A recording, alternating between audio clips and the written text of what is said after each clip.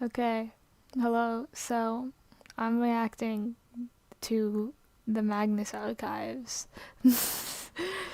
uh, you were unaware of this, so I've been listening to it for the past few weeks. Oh my god, my audio and sound so delayed. I'm looking at myself and I'm going like oh, and my mouth isn't matching my words. That's so delayed. But um, I'm reacting to episodes 38, 39, and 40 on stream because people on Reddit told me to. Okay, because yeah, the beholding list told me to, and I really wanted to record my reactions to episodes which people thought were super rad and cool. I've liked it so far. It hasn't actually scared me that much, which is weird because like I'm not that brave of a person. I'm kind of like a scaredy cat when it comes to horror. Like I never like listen to horror or like watch horror because it's like spooky, and I'm like I want to be able to sleep at night. But like the Magnus Archives hasn't done that for me so far. It's because I probably because I really like cosmic horror. Or like stuff that makes you existentially like terrified. That's like, oh, that's awful. That's awful. That's so dark and awful. Like that kind of stuff where I'm like, it isn't like, I mean, I guess it is probably meant to scare you, but it isn't like meant to like either jump scare you or like make you be like that.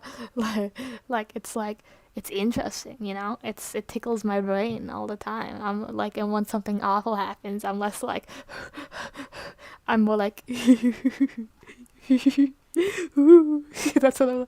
That's what I'm like. I'm like, it tickles my brain. You know.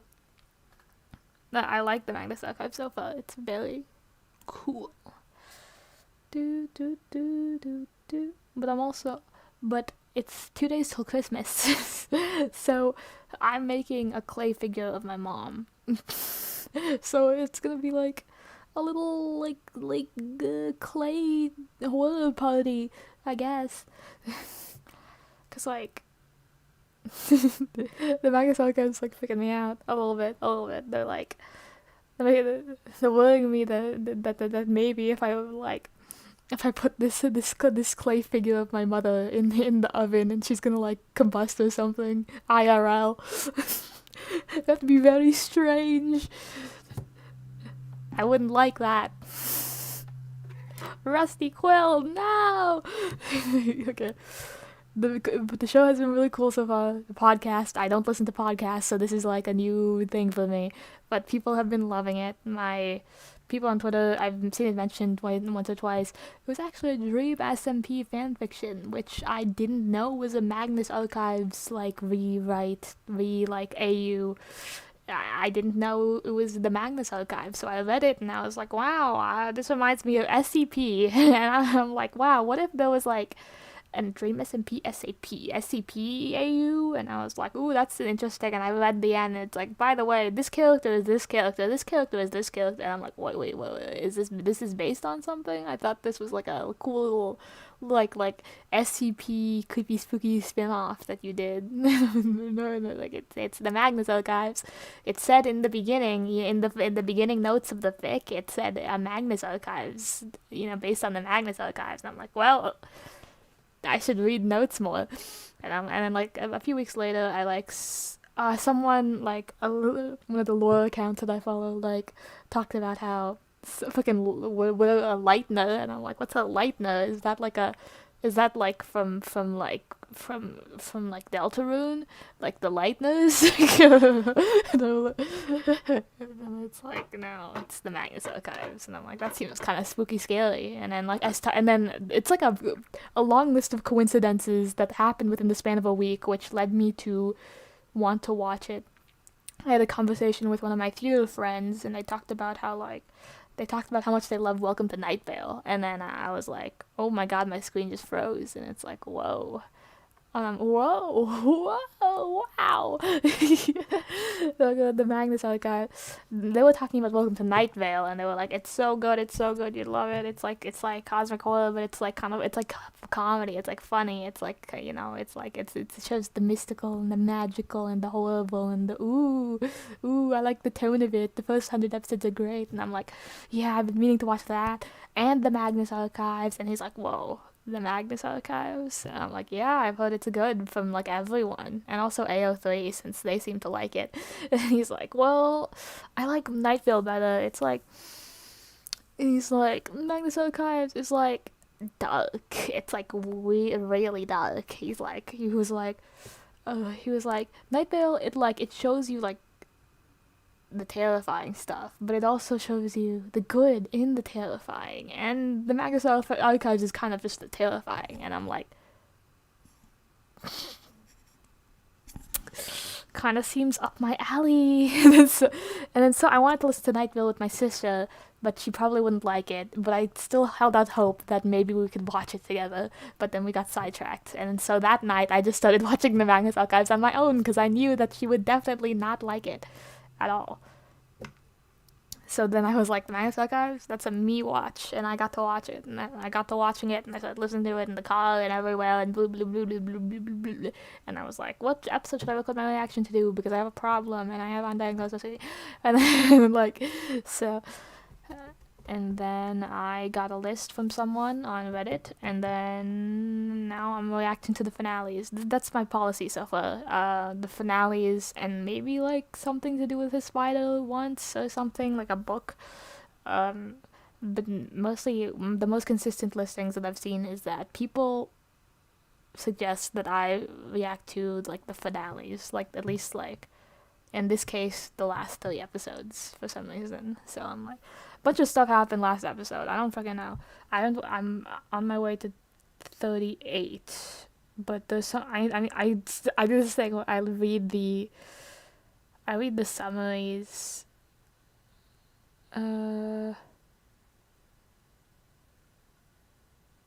Frick, what's my episode thing?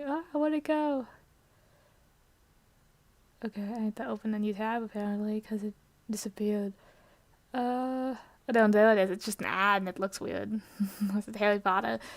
Okay, I read the summaries afterwards because I'm like bad at keeping track of details, and I don't know when like I look at the wiki, the Magnus Archives fandom wiki. It's because like I'm bad at like keeping track of people's names, and like when he mentions shit, and I'm like, oh my god, is that, which one was that, and what, and who was that, and where have I heard that name before?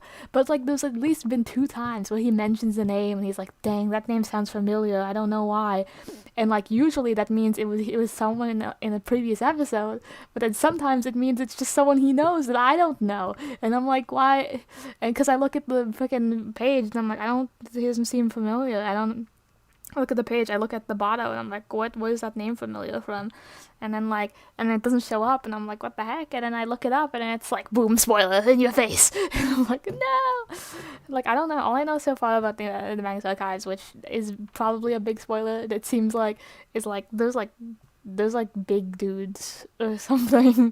There's like big like entities that are like causing all this. Like you can connect them probably. I've like just from the, because whenever I click on a character's name and try to see if I've heard of them before, there's like a literal like spoiler in like the first the like entry level details in the bio have spoilers in them. There's like fucking names in there, and I'm like, oh, that seems like something I shouldn't know yet. So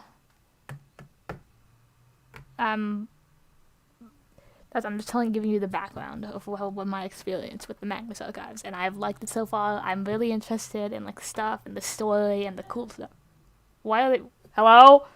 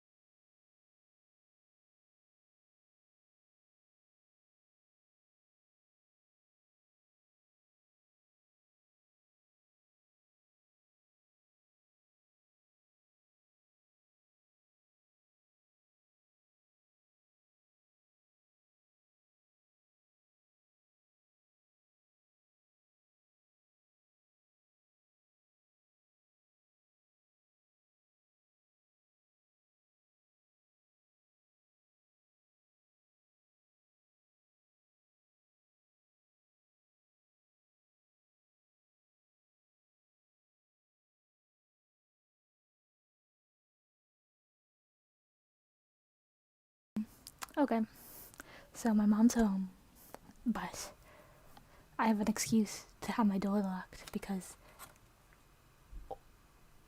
oh, she's hidden. I mean, not that well, but like you can see it, but like she probably can't. If I go in the open, she tries to open the door, I'm gonna go like, no! But yeah, Magnus Archives, season 1 finale. I'm gonna watch it, I'm gonna listen to it, and then I'm also gonna make my mom. Cause, you know. But I need to read the summary of the last couple of episodes, because last episode there's like a bunch of stuff from like previous episode. He's like, this sounds like this and this sounds like this, and there's a package, and then there's a table that's from before that people stared at. I don't remember people staring at that table, but I don't remember how it ended. Oh no, I was like, I know there wasn't an episode centered around the table itself, but there was that guy. The guy who got replaced. In that one episode, he got replaced, he got yoinked, and then he just got replaced completely. And then he was staring at a table all the time, and then he was like, look at my table. It's kind of weird, right? And he's like, yeah, it's a table. I can't describe it much, it's a table. And I can't describe it much for other reasons, too. It's a table. Restoration, Reform Club. Damn, everything starts getting connected. Jürgen Leitner is everywhere. Super Strong Gerard.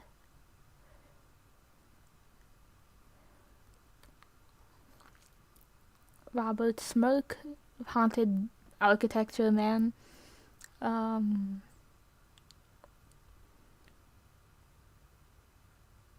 George killed someone, I guess, and got a Leitner.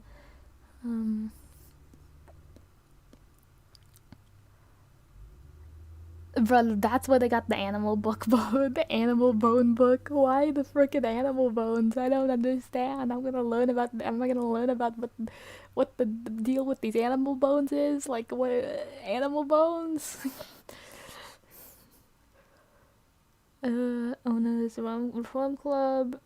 Sasha.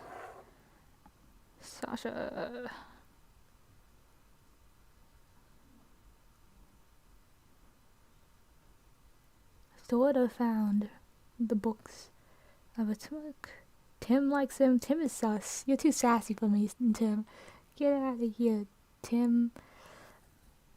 Jonathan Sims is sassy, but he's, Jonathan Sims can be sassy, but don't sass my man Jonathan Sims, you know, I'm already too attached. Sus man, Smoke. Silverworms, he's like, freaking Martin, and then the package arrives. What did they say was Beacon Hope? I assumed it was Beacon and Hope.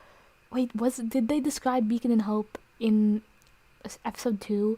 Was it described as like being like as two like dudes? What did they say? Like Russian dudes or Norwegian dudes or whatever? Because I watched.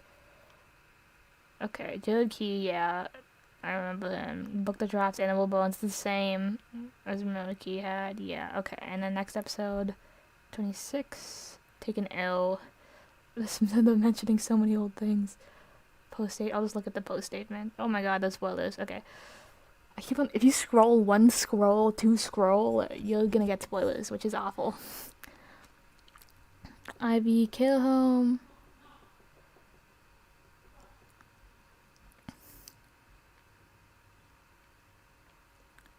Trevor the Tramp from Mag 10. Jonathan Sims remembers far too much, and I don't. Tim Stoker didn't ask John has any time. Take stock of delivery. Zippo lighter. What is that? Does that sound familiar? I don't. Zippo lighter.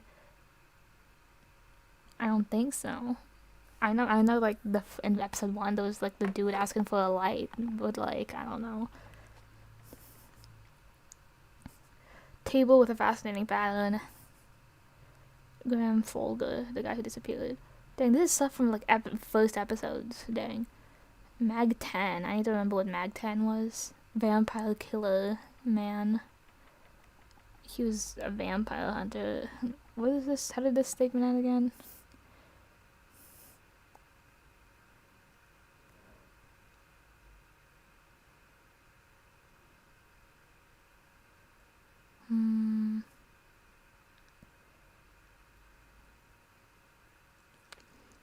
The only thing that came from the vampire hunter thing was that people were like, the government seems to think it's vampires.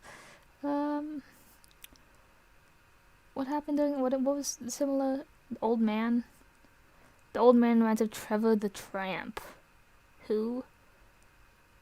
Wait, is that, no, that's the guy. That's literally him. That's the guy that gave the vampire hunter statement. Okay, what? Wait a second. So, the way she talks about fear reminds him of Jane Prentice, which I vaguely remember. Her whole statement was very vague. I don't remember specific details. I just know old witch, used to be witch in crystal shop. Funny statement about colored hair. And then there's like, nah, religion, that religion wasn't enough. This is new religion, aka bugs. Love me, bugs. Okay. And then the apprentice and the old man. What old man? Oh yeah, the old man bumped into an old man with unblemished pink skin and a tall woman with close cropped hair and a scar over her right eye. And they basically saved her. And he said the old man reminded him of the vampire killer. Okay. Your table. I recognize that table too. You're not crazy. You're not crazy, John. Okay, old passages and then burnt offering was the last one. What happened during that? This person, more fire things though, more people like feeling burning and more people being burned alive and stuff. Bunch of schneik. Takes a statement from Martin. Cockney accents. Big dudes. Then both people recommended destroying it, but then Jonathan was like, no, science. The sun's fine. Oh yeah, Gertrude Robinson was freaking voodooed. And that's why I'm scared about my mom going up in flames. Mother. Freaking Gertrude Robinson. In Line of Duty. Freaking Jonathan Sims, you're kind of dead. You're kind of dead just a little bit. I'm kind of worried for your safety. I feel like that's kind of sus. Sorry, John. Okay, now I guess that's all I have to go over so that I can look at the thing. Wait, no. What? Okay. I'm gonna turn my display capture off and check my screen. It looks like it's going well. Looks like that's going fine. Okay, so I am going to enter Spotify and see if this plays. Brain a little bit. Okay, I'm gonna do 3 more words. And then I'm done. I'm Sam Mazursky, the digital puzzles editor for the New York Times. You can try Spelling Bee and all our games at nytimes.com. Well, that seems very loud on the computer. Hi, this is Melissa Clark from New York Times Cooking. Who doesn't love a simple one-pan meal? Okay. Take my shakshuka with feta recipe, for instance. This in a single skillet, like an you get volume. perfectly cooked Okay, eggs let's see. nestled in a Let's bright go. and Okay, fragrant that's tomato fine, sauce, I think. surrounded by creamy nuggets Ads. of melted feta. It's a delicious breakfast. Okay, Magnus Archives music. Okay. Rusty Quill presents Rusty Quill presents the Magnus Archives. the Magnus Archives. I love that show. Okay. We're back into mom mode.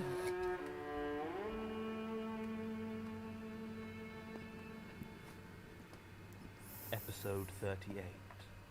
Lost and found. It seems kind of quiet to me. Maybe it's because I have a headphone in my ear.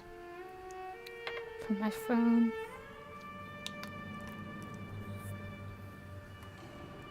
Yep.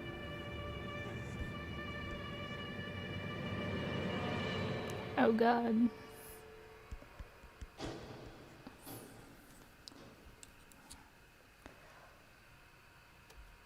Statement of Andre Romeo regarding a series of misplaced objects lost over the course of 3 months. Original statement given June 6, 2012. Audio recording by Jonathan Sims, head archivist of the Magnus Institute, London. Statement begins. Thank you for lending me your pen. I thanked you. Voice actor Jonathan Sims. But I don't know if you'll remember. I wonder, will you forget you lent it to me and believe that it was my pen all along? Maybe instead you'll forget that I ever had one to begin with. And think of me as an idiot who turned up to give a statement without a pen, so you had to lend me yours. My own fault for putting it down, really. Assuming I did ever have one. What? I'll try to keep a slightly closer hold on this one. I've been in the antiques business for a long time. It's not what it used to be. I'm sorry, I know. I always did that. Try to Open display capture make back on. myself feel more comfortable with jokes. There's a follow-up to that one, you know. Something along the lines of the joke being so old only an antiques dealer would be able to sell it. I love that Okay. one. I think it's clever. But in my whole life it's only ever gotten a laugh once. That's why I remember buying the vase so clearly. I remember that the seller laughed. In the old days, I never would have considered buying wares from the likes of Mikhail Salesa. He has a good reputation for quality, but a bad reputation for legality, as it were. I've had more than one acquaintance sell on a particularly valuable find they got from him, only to discover that it didn't have proper import papers, or that it had been reported stolen years before. Charlie Miller even did some jail time over a Georgian brooch he bought off him. So as a general rule, I'd have given Salesa's stuff a wide berth, but, well, the antiques business isn't what it used to be. That isn't a joke. I had to close up my shop a few years ago, you see. Actual antiques don't sell to the mass market anymore. Oh, young people will snap up vintage clothes or have any number of cheap faux antique replicas strewn about their living rooms, but as soon as they get a look at the price tag for the real thing, they're out of there like a shot. So I went the same way as a lot of my peers. Lose the premises, start selling only high-margin goods direct to specific clients who can afford them, or shift a few guaranteed sellers on the auction. It's the only real way to stay afloat in the business nowadays, but the competition is intense, and getting the caliber of artifacts you need has become a more cutthroat affair. I'm not the only one in the business to recently soften their attitude towards buying from people like Mikhail Salesa. It was my first meeting with him, back in March, and I was nervous, so I told my joke. Just offhand, almost a reflex. I didn't expect any reaction, really. I certainly didn't expect him to laugh. But he did. This sudden, deep, throaty laugh that seemed to come out of nowhere.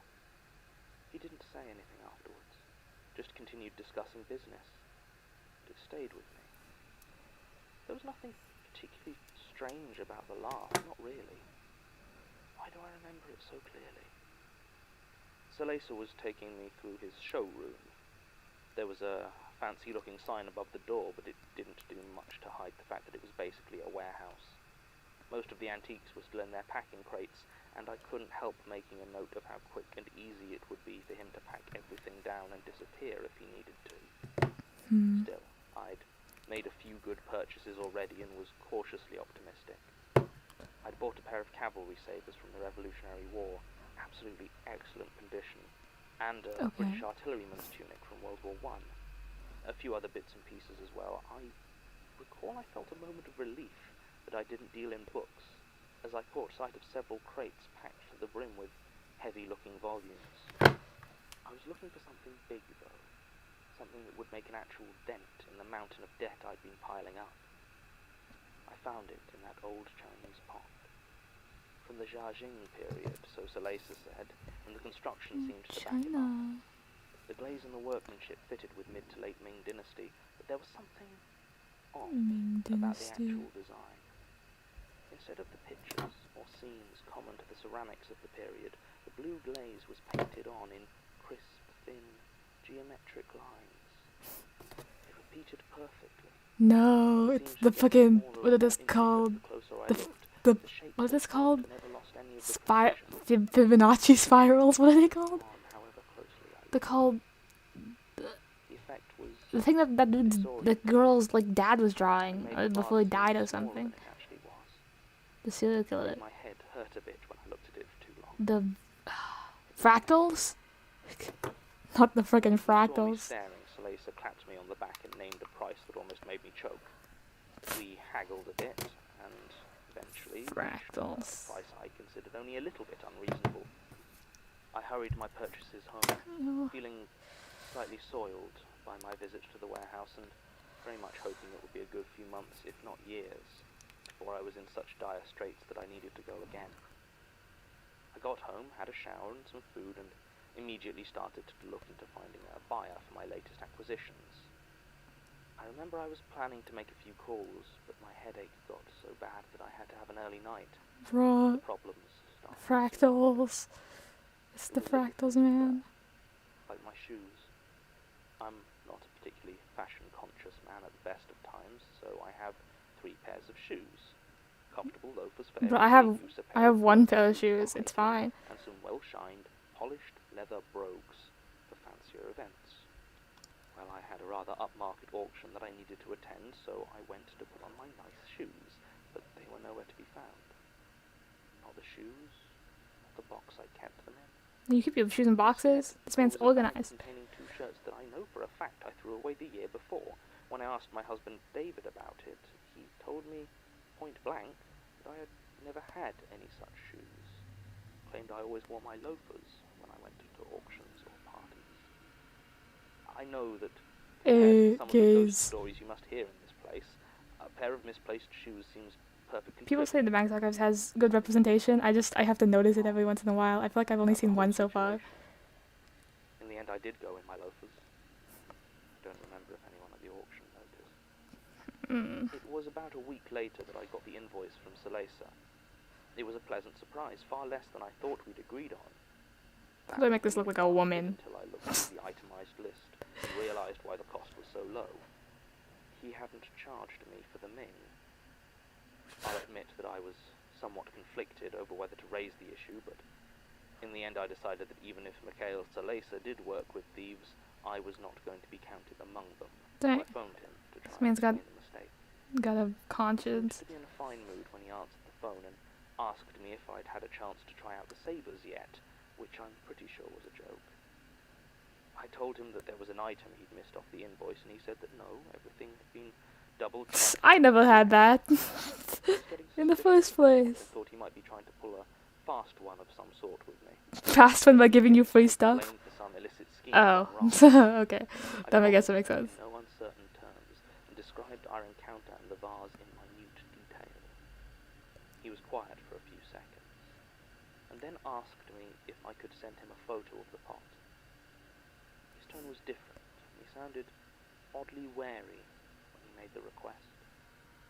I was very on edge by this point, but could come up with no good reason not to agree, so I took a few pictures with my phone and sent them through to him. It was a long time before he Woman spoke figure. again, and when he did, he sounded different, almost scared, I thought. Scaly pot. He told me that Fractals. no charge. I began to protest again, but he ignored it. I remember his exact words. I do not remember having that thing, which means it belongs to you. Then he hung up. This was all very strange, of course, but even then I wasn't worried. Not like I should have been. It was my book next. A signed copy of Catch-22, my favourite. Hey, Catch-22. Vanished from its place on the bookshelf. What? No! Place behind it. Not Catch-22. David just gave me another blank stare when I asked him about it. I admit I almost lost it at him then. Shoes were one thing, but that book meant a lot to me. I accused him of playing some stupid joke, and tried to remind him what I'd gone through to get it, flying over to America for Joseph Heller's last book tour, queuing for hours, and then that dreadful evening I thought that sudden rainstorm had ruined it all. By the end, he was looking very alarmed indeed, and started to ask me how I was feeling. He wanted to know if I'd been under a lot of stress at work, if there was anything I wanted to talk about. I left. Maybe he was right. Maybe I am crazy. He's being gaslit by the supernatural. This is awful. This is like the worst one. Amongst all the death, it's the memory gaslighting that gets to me. I hate memory stuff. I hate the world. Ugh, I hate that concept. This is a good one. Tie I got for my last birthday, my grandfather's teapot, the tunic I bought from Salesa. Things just kept going missing, and every things that I love. Things with whatever it was didn't exist. Things with sentimental. I was misremembering. Things with sentimental value disappearing, and then people forgetting them. I'd literally go insane. I hate everything. I hate this concept. The tunic went missing. I called Salesa again. This time he laughed when he told me he didn't remember selling any World War I items to me on my visit. I checked the invoice, and it was no longer listed there. Just empty, accusing paper where the words had been. I know these things were real.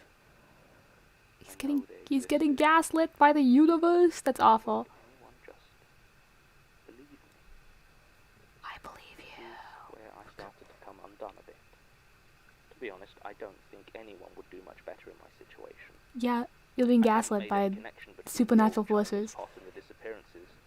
I mean, why would I? But I also hadn't been able to sell it. Whenever I tried, something would get in the way. The other person would forget to send through a crucial email, or they'd stop responding. Once I managed to get it. I hate memory stuff. Is like a big problem for me, like existentially. Habit-wise. Gradually, I began to get suspicious of the thing. Sitting there, with its cascading, maddening patterns in that vile cobalt blue. Fucking fractals. It's the fractals, man. Didn't exist. They hadn't vanished. I know they have. Woman? Question mark. Watching it. I wasn't getting much sleep, and David was worried sick about me. I know he was talking to various doctors about getting me help. There were certainly a couple of points I was worried about him having me sectioned. None of it helped in the end. It was about a month ago.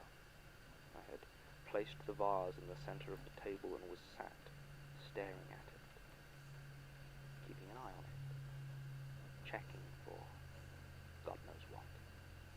This had been my ritual for the previous week, keeping my vigil into the small hours, but that night I fell asleep in front of it.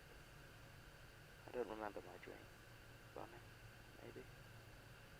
I know I woke with a start, sometime around 2 in the morning. As I tried to rub the sleep from my eyes, I heard a sound from the table in front of me. It was the dull thump of a heavy book hitting the tabletop. I looked, and sure enough, there was my copy of Catch-22 just lying there. Oh, well, I'm glad. Strange ceramic thing, and not just my book. There was a small pile of objects around the base. My shoes, a tie, things I don't even remember losing. It took so much. They rose up out of the mouth of the vase and tumbled to the table. It didn't matter how big they were. Vanishing vase? The vase of vanishing. Everything had been disgorged. I saw all the things that I had lost, and I thought it must be over. It must be done.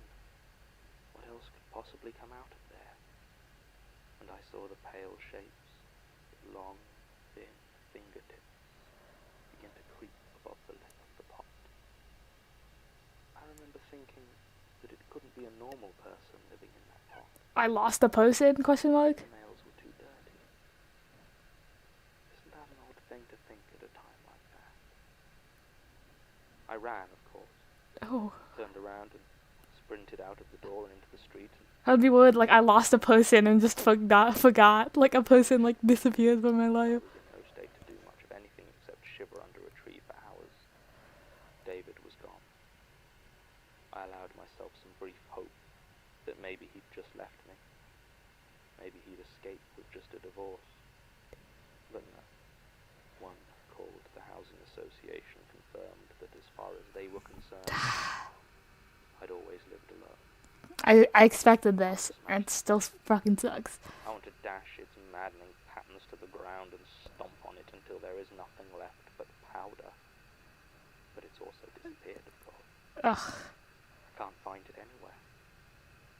It's still taking things. The supernatural hates the gays. About your pen. Statement ends. They hate the gays. Whoever that was Before I hates the dig gays. too deeply into the background of this statement, I The feel hell? I should mention something that puts much of it in a slightly different light. Tim actually managed to find a copy of Mr. Romeo's marriage license. It exists, is signed, dated, and official, and half of it is blank. Only Mr. Romeo's details You're are on so the document, and if it wasn't for the context of this statement, it would appear he was married to nobody. You're so bad, Vase. You did such a bad. You suck. Time Mikhail Salace's name has come to the attention of the Institute. What? Even discounting the incidental role he played in case 01129005, Huh? he appears to have something of a knack for locating objects displaying more disconcerting phenomena. I don't I believe remember some of him. the more bizarre things in the artifact storage area were purchased from him. It has been something of a ugh.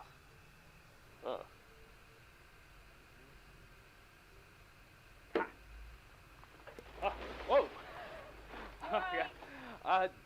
Yeah. A spider. A spider? Yeah, I tried to kill it, the shelf collapsed. Where cheap Yeah, spells are just... Did you get it? I hope so. Think so. Nasty looking thing. Well, I won't tell Martin. God. I don't think I could stand another lecture on their importance to the ecosystem. Let's go, Martin. Pop off.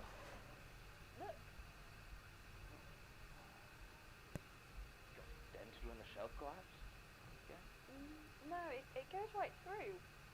I thought this was an exterior Well, wall. it should be. I think it's just plasterboard. Do you see anything? I think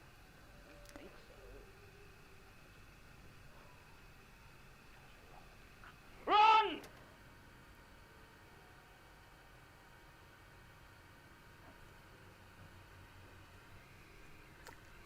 The Magnus Archives is a podcast. What? distributed by Rusty I Quill. don't know what just happened. Licensed So under he Creative Commons tried to kill a spider. attribution, non-commercial, share The alike shelf international license. broke Today's episode and was written crashed and through a performed by plaster Jonathan wall. Simmons. It was And there produced was by something Alexander behind J. Moore there. and Mike LeBeau. Was it a And bug? directed Also by spiders. Alexander J. Moore. Arachnophobia episode. Make donations Fucking if you spider. want. Negative 1 minutes left. I don't think that's Visit true. rustyquill.com. Spotify. Rate and review us on iTunes. Okay, let me see what he was mentioning before. That seemed familiar. Oh yeah, the guy. He said he. Have we heard of his name before? My fucking clay hands. Thanks for listening.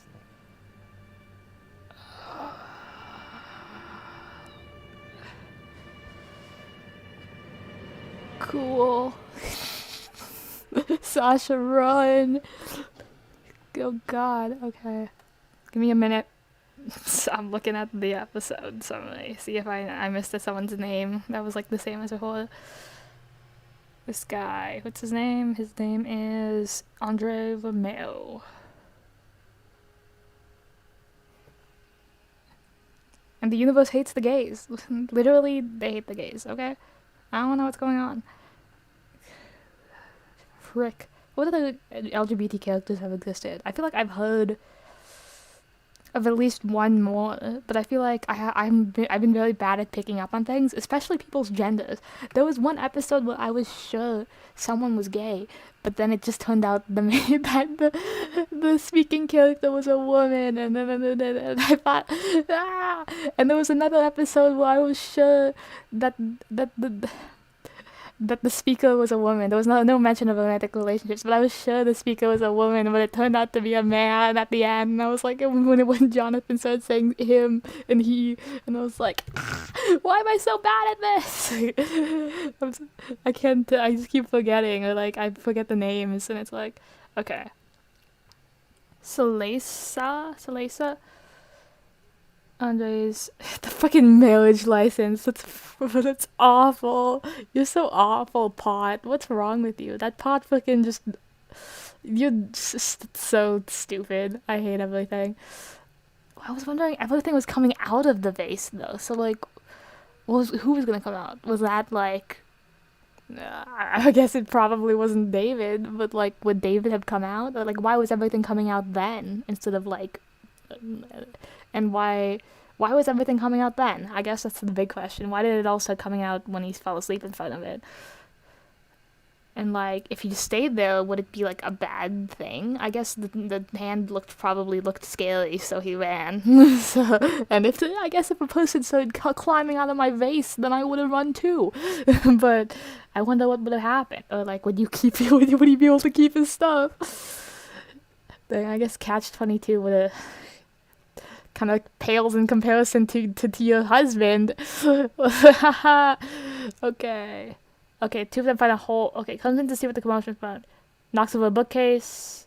Find a hole. So behind the bookcase was a hole in the plaster. It didn't crash through the plaster.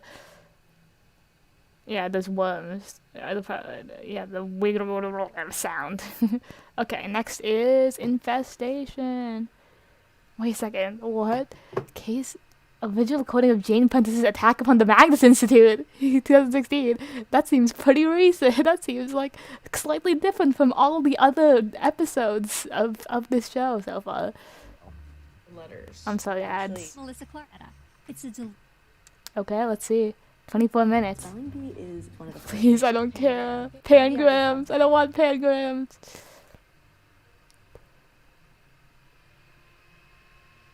Let's go. Infestation. I'm Sam Mazursky, the digital puzzle Please editor. no, I don't want more. Quill presents The Magnus Magnus Archives.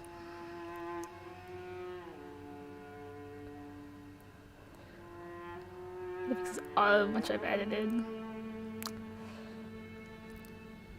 Episode 39. Infestation. Yikes.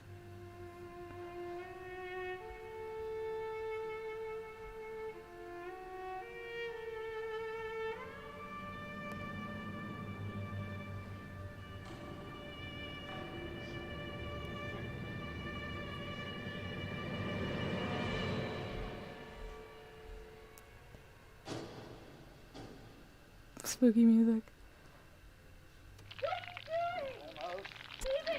I got it! Shut up and get the extinguishers! CO2, get the goddamn CO2! Now! Too many! What's happening? Go! It's really loud. I just, let me think.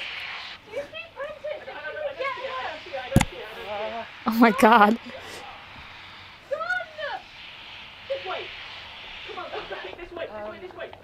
Look out! Ah! There we go, recording again.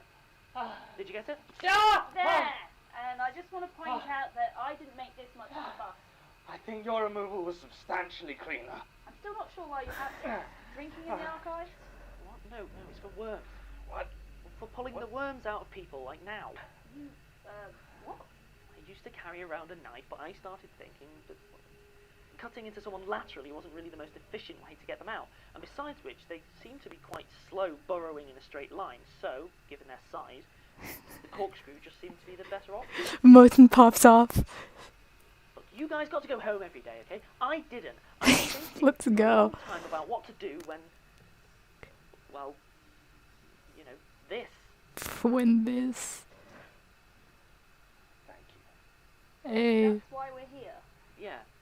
The room's sealed. I checked it myself when I moved in. Climate controlled as well, strong door, soundproof. These old files are far better protected than we ever were. Oof. All right. I'll I'll grant you it's a good place to lay low, but They could still come in through the aircon. not easily. And not en masse. It is actually safe. Ha! Except, of course, that we're trapped. Oh my god. Sorry.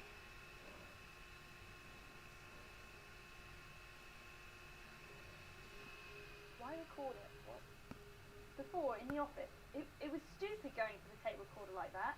And then when you dropped it out there... I said I was sorry.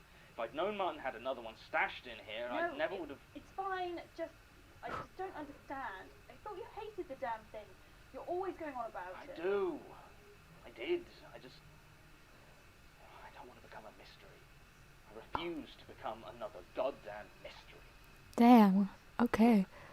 Even if you ignore the walking souls back out there, and the fact that we are probably minutes from death, there's still so much more happening I'm not here. entirely sure that we can ignore Every real statement just leads deeper into something I don't even know the shape of yet. And to top it all, I still don't know what happened to Gertrude. Officially, she's still missing. But Elias is no help, and the police were pretty clear that the wait to call her dead is just a formality. If I die, well, food or something else, whatever, I'm going to make damn sure the same doesn't happen to me. Damn. Whoever takes over from me is going to know exactly what happened. You don't think that would put them off? I hope so. Only an idiot would stay in this job. Wouldn't that make you an idiot? Yes, Martin, that was my point. Can you see what's going on out there? Ish. When we last cleaned these doors, worms usually backed off a bit. There's a few lurking in the corner. Oh, hey, there's the other tape recorder. Any sign of Prentice? No, it looks like they're waiting, I think. For what? Him, maybe? Oh, God. I think he's out at lunch. Quick, someone call him. Tell him not No to come back signal in inside. here. We just have to hope he heard the noise. I ripped him. John, what did you mean by real statement? The ones that have wrinkles.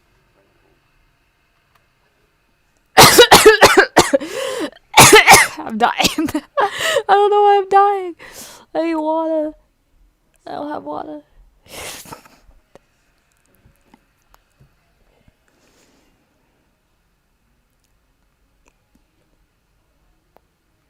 Something about wrinkles.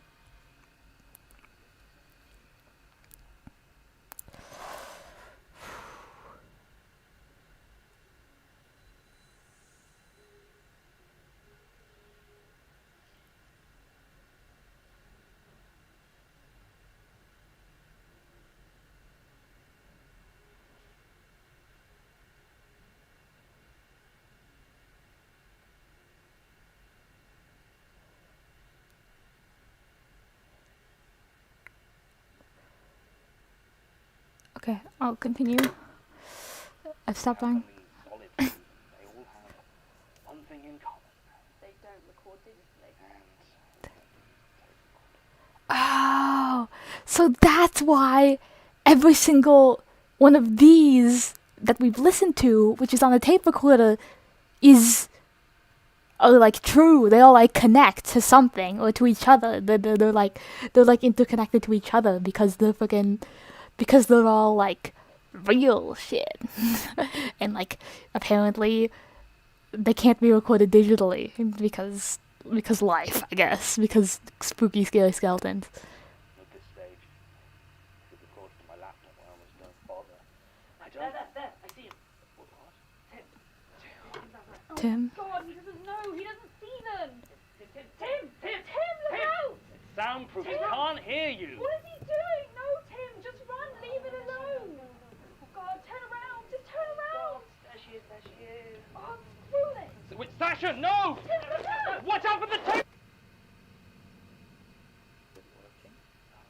Okay, test. my god. What?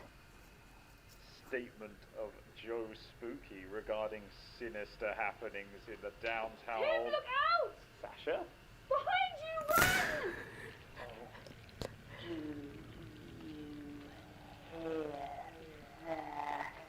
run!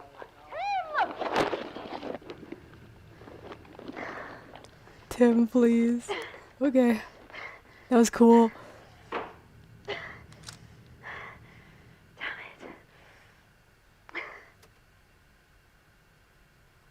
Right. There we go. Martin, what do you see? I can't really stand up yet. I need you to describe what's going on, for the record. Yeah, sure. So, Sasha tackled Tim, and there was a kind of struggle, but she made it out of the archives. That was about 2 minutes ago, and she's gone to get help. Probably, I mean, she couldn't, she wouldn't just run, so... Did it look like any of the worms got her before she left? No, I don't think so. Tim neither, I think. It was hard to tell after she tackled him. There was a lot of movement, shouting, wriggling. Stay with it, Martin. Tim. What happened to Tim? They got split up and he ran into the office. You said that's where you made the hole. You were recording and they all came through, so he's dead. He's dead in there, he's covered in worms. We don't know that. Jesus. Maybe he found the spare CO2. Spare? What? Where? I never saw it. Oh, I hid them in old case file boxes. What? Why? So the worms didn't know they were there. Let's go. Yes. Yes, it is. They're just unclassified parasites. They don't have consciousness, they can't plan, they're just an unthinking infection. Seriously? Really? Why you do you do that? Do what? Push the skeptic thing so hard. I mean, it made sense at first, but now, after everything you see, after everything that you read, I hear you recording statements, and you just dismiss them. You tear them to pieces like they're wasting your time, but half of the rational explanations you give are actually far more far-fetched than just accepting it was a ghost or something. I mean, for God's sake, John, we are literally hiding from some kind of worm queen thing. How could you possibly still not believe? Of course I believe. Of course I do. Have you ever taken a look at the stuff we have in artifact storage? That's enough to convince anyone. But even before that, why do you think I started working here? It's not exactly glamorous. I've always believed in the supernatural. Within reason, I mean. I still think most of the statements down here aren't real. The hundreds I've recorded, we've had maybe 30, 40 that go on tape. But you still tell him about that. Because I'm scared, Martin. Because when I record these statements, it feels like I'm being watched. I lose myself a bit, and then when I come back, it's like if I admit there may be any truth to it, whatever's watching will know somehow. The skepticism, feigning ignorance, it just felt safer. Well, Bro, wait, is my joke actually a thing? Is my joke actually a thing? You haven't seen it because it's happened only once, and every single time Jonathan Sims, every single time he starts a statement and he immediately shifts into the character. He's like I'm recording a statement begins, and it's like I didn't know what was going on, but it was and it's like Jonathan Sims, you should become a voice actor. Why are you working here? You shouldn't be working at an archive. You should be working. You shouldn't be an alchemist. You should be a voice actor, Jonathan Sims. That's like what happens every time. And he's like, sometimes I can still hear the wriggling. And he's like, statement ends. It's like, and I'm always like, I like chuckle like a little bit, like every single time it happens, because I'm always like, Jonathan Sims, please. He just immediately shifts into statement ends. And I'm like, Jonathan Sims. It's like this man really is OPing in the middle of like. One thing that made me lose it was when Elias walked in to one recording, and he was like, I see, and Elias walked in, he's like, excuse me, I'm in the middle of something. And he's like, and he leaves, and then he's like, statement resumes. I didn't know. It's like, Jonathan Sims, please. Is that actually a thing? Because he says he like loses himself or something, and it's like, what if it's like canon? This man is canon. His funny like I always admit like that it makes sense like storytelling wise that he would like, you know, like this actor would like deliver the statements as if they were given by the original statement giver, because that adds to the storytelling. Like it makes it more real. It makes it feel real. It makes it feel, you know, involved, authentic. Like this person, you can feel the feel of this person. But like I'm always just chilling. Like when I'm thinking in universe about Jonathan Sims going like, ugh, and then suddenly like, I didn't know what was going on. I didn't know. It's like, you know. But is it, that's been my running joke for every single episode since episode freaking 1. Every time he switches into voice acting mode, I'm like, Jonathan Sims, you're such a nerd, Jonathan Sims. I'm talking about the character always, by the way. Jonathan Sims.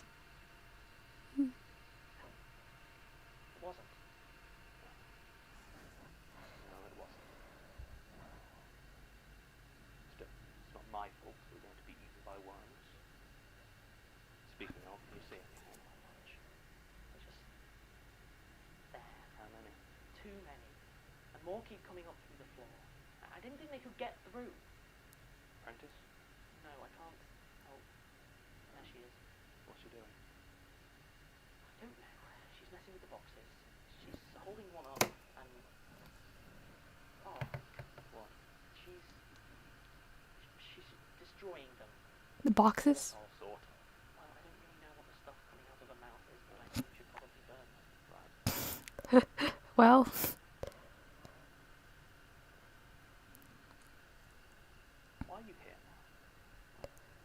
Backstory. Out there, you can't run. I mean, in the archive, in general, why haven't you quit? You're giving me my review now. No. We're clearly doing a whole heart-to-heart. Truth be told, the question's been bothered. You've been living in the archives for 4 months. Constant threat of this, sleeping with a fire extinguisher and a corkscrew. You must be aware that that's not normal for an archiving job. Why are you still here? Don't really know. Just am. Don't feel right to just leave. I've typed up a few resignation letters, but I just couldn't bring myself to hand them in. I'm trapped here. It's like I can't move on. And the more I struggle, the more I'm stuck. Interesting. You're not... you didn't die here, did you? What? No, what? No, I just... No, just the way you phrased that. Did you think I was a... No, it's... No, it's just... whatever these statements call it. I'm there too. You are. Just... Give me a minute. Give me a minute. He was so scared for a moment. He's like, no. He's like, you're not a ghost, right? He's like, man, just the way you said it. He's like, well, just the way you said it made it seem like you're dead, or like you can't move on. You didn't. He like straight out said that. He with his whole chest. He tried to like cover it up, but he said that with his whole chest. He said, you didn't die here, did you? You didn't die here, did you? He's like, okay. Listen, Sims, he just made the biggest fool of himself. That is the funniest thing ever. Rip, you're working with a ghost. Rip Martin. He like even if he did die there, like, would he know? Would he say just yeah? Like what do you, like, the way he said it made it seem like he expected a flat out yes or no answer. And that's the best part. He's like yeah, I did. It's like okay. Shit. Okay, let's go. It's dying. Jonathan Sims is dying. Tell me again. You're kidding. You did bring a tape recorder. Just thought John would appreciate as many supplementary recordings as possible. Tim. For the record, if we don't do something now, it won't matter either way. So, these are the worms he and Martin The have ones been going on. terrorising us for months, yes. To be honest, I always thought they were just overreacting. Tim, who are you? But no one reported any aggressive behaviour or anything like that. You know how those two are. John puts on a good show, but sometimes I swear he's worse than Martin. Look, Elias, I don't know what you think. Oh, Elias. But I have just seen thousands of flesh worms Tim pouring says out of the no wall. idea. God knows how long they've been hiding. Tim might be dead, and the others... Oh yeah, Tim went in the other room. The fire alarm was a good move. And then she's getting health. Does mean most staff have evacuated, so we'll have to deal with them ourselves. There are thousands of them, Elias. Not quite what I meant. On John's insistence, I recently changed the archive's fire suppression system to use carbon dioxide. Should have done it So years why ago. hasn't it gone off? Because there isn't an actual fire. Right. Can we set it off manually? I think John's got a lighter somewhere. It's not smoking. Oh. Anyway, it shouldn't be necessary. Smoking. There's a manual release. Why does everyone hate smoking so much? Wait, will it hurt Martin or John? Almost certainly. I'm not a doctor, but I know dumping a lot of CO2 on people isn't generally considered a good idea. I really don't want to have to find another archivist so quickly after Gertrude. Dang. You say it might be a mercy. You know the situation best, so... Let's go. I thought that wall was meant to be solid. So did I. We don't have any sort of weapon, do we? I mean, I suppose we could Don't use... say the corkscrew. Okay. How many of them are outside the door? No, I can't see because the window is covered in worms. Right. Window's covered in I worms. guess this is... Hi, guys. Tim? Tim? What the hell? I thought... How did you... You mean it? Funny story, really. I ran into the office, worms everywhere, horrible death and everything. Tripped and fell into the boxes, and there were like 20 cans of gas in there. Are you alright? You seem a bit... Fine, gas, bit lightheaded. Not a lot of ventilation in the tunnels. Come on. Into the tunnel? Yeah, actually, not that many worms in there anymore. I think they've mostly gone into the archive. Although the ones down here are faster for some reason, and quieter. You're not bitten, are you? No, I don't think so. Have a look. Yes, alright, Tim. You look fine. Put them back on, please. Can you walk, John? No, I can live. Then let's go. Tim's freaking out. Who is Tim? We've seen him so minimally. Unless I can turn it back on when we're being eaten alive. Why do you have a second tape recorder, Martin? Oh, well, I've been using it to record myself. I write poetry, and I think tapes have a sort of lo-fi charm. Never speak of this again. Okay, John. I know you want to know what's been happening. If you're still alive after this, the worms are on the upper floor. Not as many as down in the archive, but enough. I set the fire alarm off, but everyone's evacuated except me and Elias. I didn't see any signs of the pirate cave, but I haven't been near a window in a while. There was I guess you call it like a wave of worms. I got cut off from Elias. I hope he made it to the fire system, but who knows? Maybe everyone's dead already.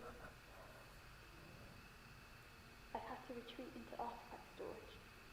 That should tell you something about how bad it is out there. God, I hate this place. Did I ever tell you I first joined the Institute as a practical researcher? I had to analyse and investigate all the stuff in here. Take notes after sleeping in a rusty chair. Write in the memory books. That sort of thing. Ew. I transferred after 3 months. It sounds like hell. Couldn't afford to back then. Who would work there? I understood why they keep this stuff secret. I mean, we've enough in here to send any skeptic packing, but it's just locked away. I asked Elias about it once, but he just muttered something about funding and statements. He's good at changing the subject, isn't he? Sorry. I'm rambling. No words though. So that's good. Oh, Dave. I found the thing we were talking about. I don't really see what all the fuss is about. Just a basic optical illusion. Nothing special, wait.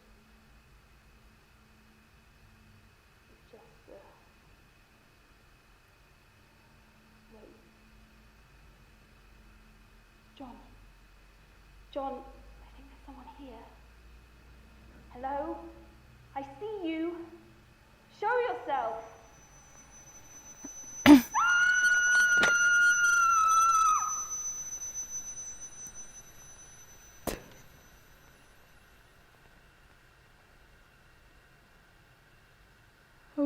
Hubba.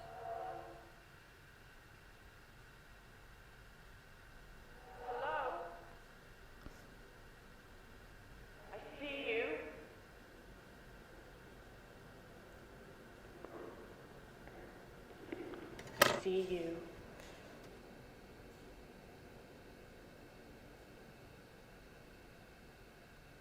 Update. I don't know how long we've been down here. These tunnels are a maze. We don't know where we are. We have four of the... I'm getting to that. Martin has disappeared. Tim was right about there being fewer worms down here, but they are much faster, more aggressive. None of us have been hit yet, but during one of the more alarming encounters, Martin ran off. He thought we were behind him, I think. He didn't think at all. Tim was with me, and my legs slowed me down. He must have taken a turn we didn't see or something. We lost him. But Tim has managed to find what looks to be an actual trapdoor, so we won't need to bludgeon our way through any more drywall. I'm recording this In case the trapdoor opens back into the archives and Prentice is there to kill us. Well, yeah.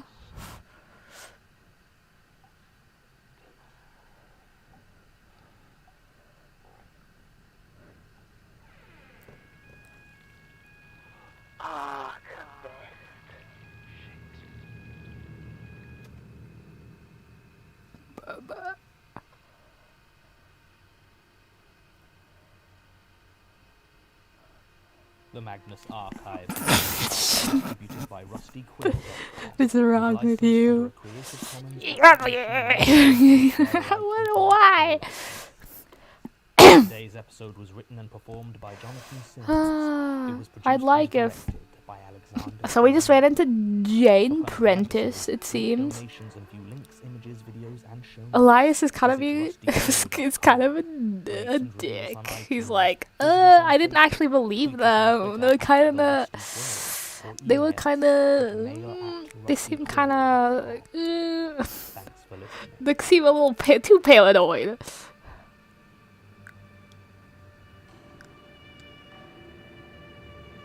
Like, I know they think they're getting, like chased down by worms, but, you know, I don't think they're actually getting chased down by worms. Again, Elias, what's wrong with you? Elias sounds a lot like Jonathan Sims, so that's why I'm like, I always like mix up his voice with other people. I'm like, I knew it wasn't him, so I was like, Tim, and I was like, oh, it's Elias. Okay. Spelling bee. Okay, I'm going to the next episode. I just want to know what happens. 3 words and then I'm done. Trying to come up with dishes that are quick, easy, but also very special for me is on New York Times Cooking. Visit and Human remains. I don't want more spelling bee ads. Give me the spooky music. Give me the spooky music.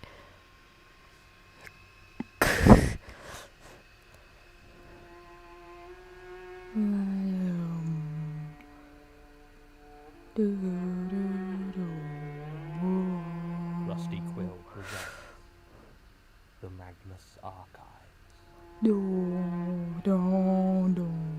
Stringed instrument sound.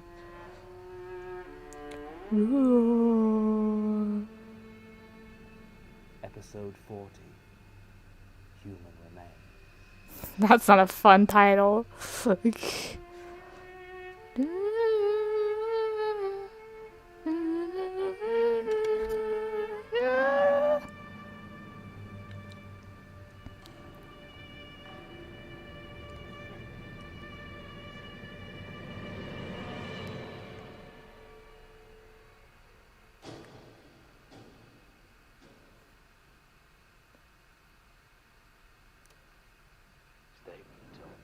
John, as your boss, I'm telling you to go home. Fine. Like a mummy. You need rest. Rip. Suits gave me a clean bill of health. Bloody holes notwithstanding. And they seemed quite keen to quarantine anyone showing even the slightest sign of infection. It's just pain. The paramedics said your lungs need fresh air. Tim's as well. It's fresh enough down here. A basement filled with 1,000 rotting worm carcasses. Surely no.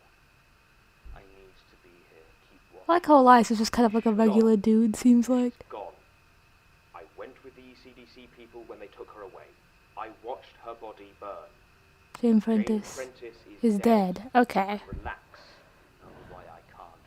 When Martin found... That's a matter for the police. Fine. I'll go home as soon as I have everyone's statements. Very well. Statement of Elias Bouchard, head of the Magnus Institute, regarding the infestation by the entity formerly known as Jane Prentice. Statement recorded direct from subject 29th July 2016. Whenever you're ready. There isn't a lot to tell for my heart. This afternoon, just after lunch, I was going over some budgets in my office as I normally do on a Tuesday. Fire alarm. It was annoying, but not too worrying at first. I packed my work away and began to calmly head towards the evacuation point when Sasha came barreling through the door, babbling about worms and clutching a tape recorder. I told her that whatever was wrong should wait until we were out of the building, as there may be a fire. She told me she had set up a fire alarm to get everyone out, and that you and Martin and Tim were currently trapped by Jane Prentice. Obviously, this was my intention. Good summary. So we're getting like a recap of events, but like in chronological order, so that they can like talk about the experiences, and then we'll get to see how Jane Prentice died.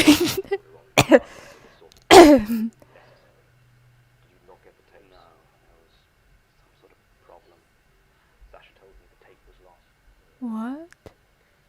Well, towards the end? about the recently installed suggested she turn the tape recorder on largely so this sort of debrief wouldn't be necessary. Did you not get the tape? No.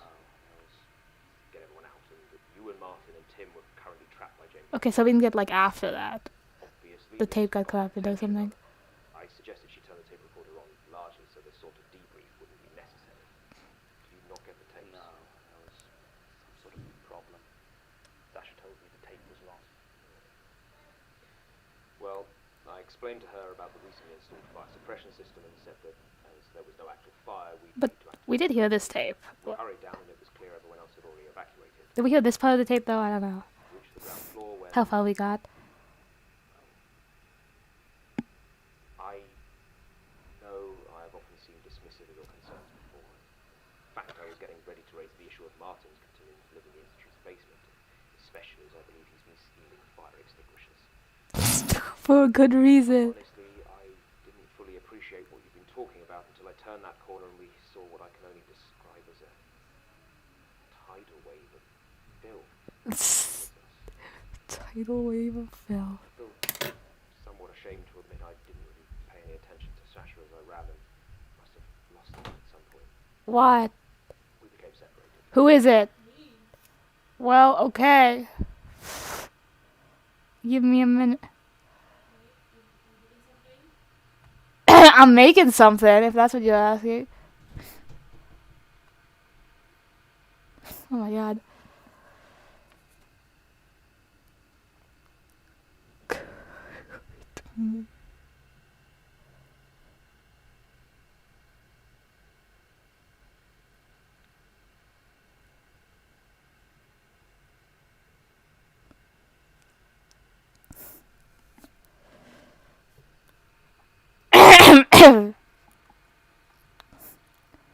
Yo, my OBS is freaking out. Oh my god. OBS, calm down. Glad I stopped it. Oh, hi. How are you doing?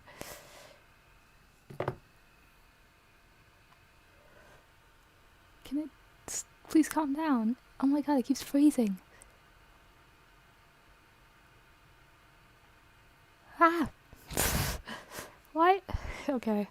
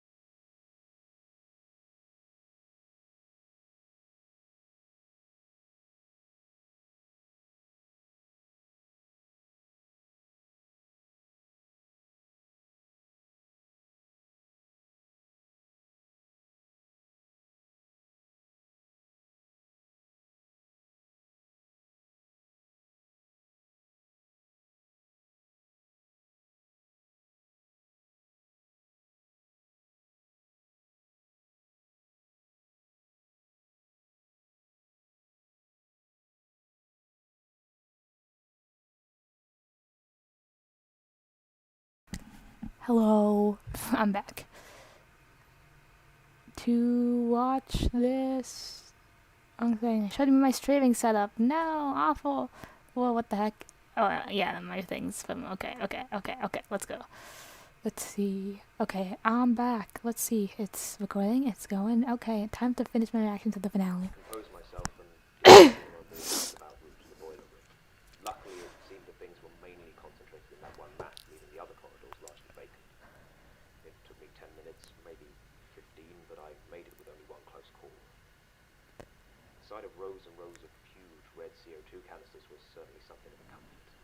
I do apologize that it took me quite so long to figure out how to actually work the system. If I'd been quicker... It's fine. We're alive. Yes, well... I turned on the fire suppression system and that's when I heard the scream. I can't really describe it, but...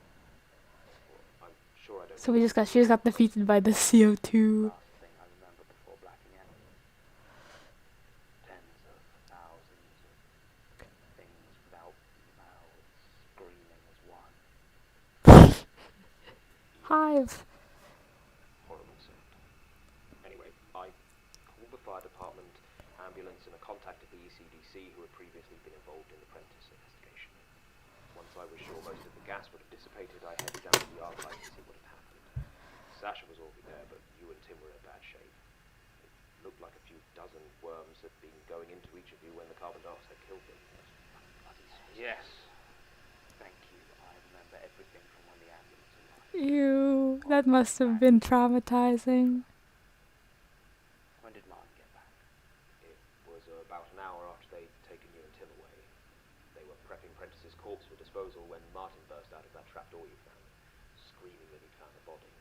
So we called the police. Tell me what happened to Gertrude Robinson. John, Oh, that was how her many times do we need to go body? over this? Never got it on tape. You can barely stand. Just why don't we do this tomorrow? Just admit what happened, man. Fine. On the 15th of March last year, I had a query about a statement one of our researchers was after and went down to the archives. Gertrude wasn't there, but her desk was covered in blood. I called the police and there was a huge search, but there was no sign of Gertrude, alive or dead. She didn't have any assistants, so there were no witnesses, and no one... This is why you have assistants. Tested the blood and confirmed the DNA matched to Gertrude, though I don't know why they had her on file. They judged there to be a Sus. gallon of blood spilled, far more than the human body can lose and survive, so I assumed she was dead and left the investigation to the police for how good it did me. And I appointed another archivist. Very quickly, apparently. Martin finding her body in the tunnels is as much a mystery to me as it is to you. Right. Thank you, Elias. Statement ends. Can you send it? Do you need much? I'd really like to go home. I sympathize. It won't take more than a few minutes. I need the parts that weren't on tape at the time. Sure. Just quarantine, you know. Not as much fun as it sounds. Says a man from 2016. It's quarantine. Not as much fun as it sounds. Okay. So. Just made some joke about itching, and suddenly they were doing a whole bunch more tests. Well, is I know. Trying to lighten the mood. You're a fool. That's what. Except for the holes, and the pain, and the blood, and the nightmares. Could have been worse though, eh? Another couple of minutes. Yes. Awful. Imagine being that close to dying for real. Oh god. Of Timothy Stoker, Stoker. assistant at the Magnus Institute regarding the infestation by the entity formerly known as Jane Prentice. Statement recorded direct from subject, 29th July, 2016. Just take it from when you got back from lunch. Well, I could tell something was wrong as soon as I got back. It was quiet. I mean, it's normally quiet, but it was dead quiet. I spotted the tape recorder lying on the ground and went over to see if it was down. Shut up. As I was checking it, I heard Sasha shouting. It's a bit of a blur, to be honest, because when I turned around, there she was. Prentice. Her face so full of holes, it's like my eyes are up here, but not, you know? Stop. She tried to say something, but I couldn't really understand her through all that. So, I could see the worms were coming through the floor, the walls, everywhere, the whole "we're safe inside the archive" thing, not so much. I don't know what I was going to do. I think I was going to try and hit her, but that's when Sasha knocked me to the floor. It was a good move, actually. Prentice didn't seem to expect it. We crushed a lot of worms when they were slow to react. We were running before they really went for us. I mean, all this happened in the space of a few seconds, so I'm not exactly certain. Sasha had to basically drag me behind her. I saw the shelf in front of us was about to topple. There were so many worms on it, so being the hero I am, I let go of her hand and told her to go get help. She made it out of the main door. I turned to run into the office. I was just trying to get a door between me and Prentice. I didn't know that's where you made the first hole. There were loads of them. Some jumped at me as I ran inside, so I dodged out of the way, but ended up sprawling into this pile of boxes that I thought were case files. Instead, I found myself lying on top of a whole bunch of seals. Literally, Moten saved everyone's life. Moten's the best boy. So I used them. I mean, I went full gas Rambo. After that, my memory gets a bit fuzzy. I think the paramedic called it respiratory acidosis, from breathing in all the carbon dioxide rather than your more traditional oxygen. The more traditional. Killing the things, but it kept coming, so I grabbed a few more and sawed a massive hole in them. There didn't seem much point in staying, so I went into the tunnels. They were cold, dry. You know that worm smell, that earthy, rotten smell? Well, yeah. There weren't so many down there. I think they were almost all in the archives. I have a theory, actually. I think they weren't ready to attack when you found the tunnels. It's like something in the Institute slows them down, makes them sluggish. Like they were preparing to attack, but we discovered them accidentally. I don't know why. It was only when they came into the Institute, maybe the light or the aircon or something, I'm not sure. I think it made them weaker, and they've been down there for months, breeding, building up their numbers until there were enough to properly bury us. Except you found that hidden passage, and they had to act. Maybe. Could you describe the tunnels? You were there. I remember they sloped down and up and around. I couldn't keep track of where I was. I did see some more worms, though. They were fast. I only saw a couple. It was still proper jump scare territory. I got them, though. It was really surreal. I only had my phone's torch, and it was hard to keep an eye on. I was so lightheaded. I wandered for, I don't know, maybe 10 minutes before I found a wall that seemed different.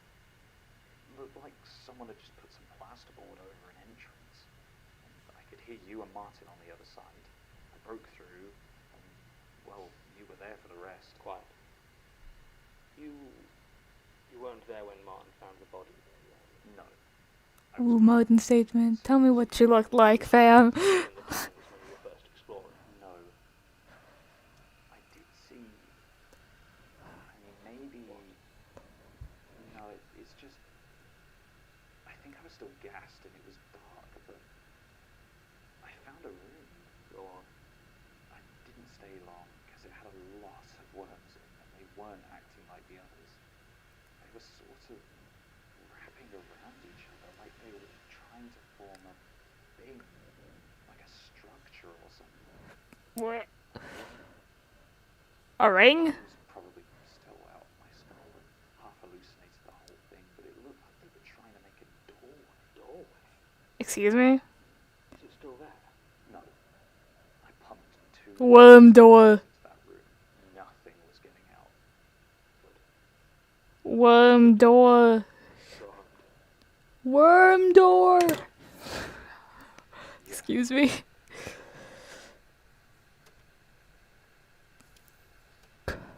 Statement of Sasha James, archival assistant of the Magnus Institute regarding the invasion by the entity formerly known as Jane Prentice.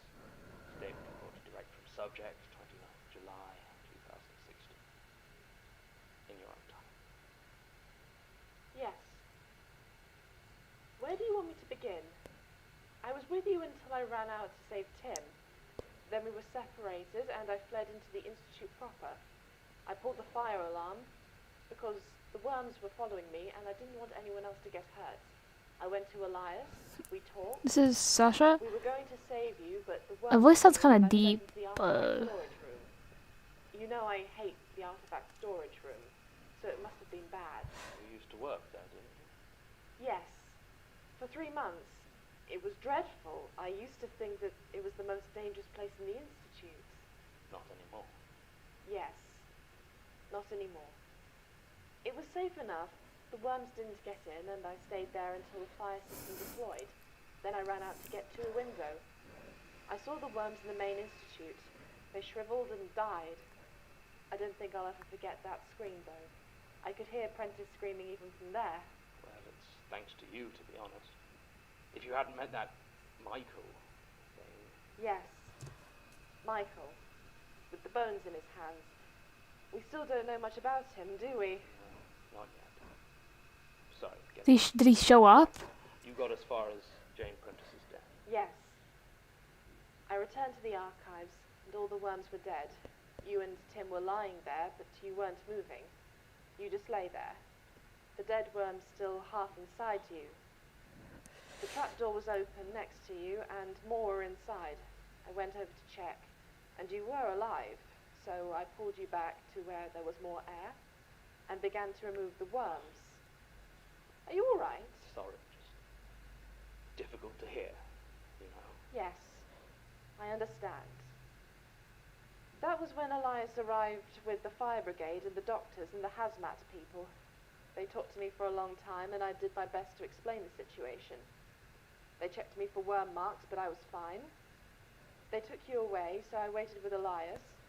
He was looking at me strangely, but we were both quiet. It had been a very strange day. After an hour or so, we heard cries from the trapdoor. It was Martin. He was shouting about a body. We got him out, and Elias tried to get him to calm down and explain. He said he had found the body of the previous archivist, Gertrude Robinson. And that was when Elias called the police. I tried to calm him down, but he was in bad shape. The police arrived and I gave them... Maybe she just sounds different because she's not, like, enthusiastic like usual. You had the tape recorder, the one I'd just recorded Mr. Romeo's statement on. But when you gave it back, it was empty. Yes. I dropped it a few times. The eject button must have been hit. I didn't notice until you pointed it out. It's probably around somewhere. Is it that important? It's important to me. Are you feeling alright? You seem a bit out of it. Yes. I am very tired. It's hard to keep track of things sometimes. Go get some rest. Please never say yes ever again. Huh? Huh? Was that not sus to you? Was that not sus to you, Jonathan Sims? Was that not suspicious at all? Was you were like, are you okay? And then she's like, yes, yeah. He's like, get some rest. Get arrested. I mean, get some rest. Can we quarantine or something, or like can we interrogate whatever that was just a little bit more? Like it seemed a little weird, a little bit, you know. It's just a little strange. I have no, you know. Now tell me. Okay, sure. Gertrude Robinson. To record it. Right. Okay. You okay? Fine. Martin Blackwood, archival assistant, etc., etc. Go. Right. Well, I was doing some background checks for case 0081709 when you and Sasha started screaming. Yes, I was there. I was with you for almost the whole time, and that tape survived just fine. So, Okay then. it's fine. I only need from when you got separated, from when you got lost in the tunnel. Oh, I mean... I'm sorry I left you. It's an accident. I thought you two were with me. I mean, the worms came at us, and they were so much faster, and then there was the gas, and the running, and I thought you were right behind me. When I turned around, you were gone. You were both gone. It was an accident. I know. It's fine, Martin. Everyone's fine. I just need you to tell me what happened next, and then it's finished. Right. So, yeah. We felt separated, so I tried shouting, but you didn't answer. The walls seemed to kill the sound dead, and there wasn't any echo. They were all stone, like really old, and there was no light except my torch. I always keep my torch on me, ever since I moved into the archive, so I had that at least. Because darkness sucks. Spooky, scary stories. I don't know how far the passages go, maybe miles.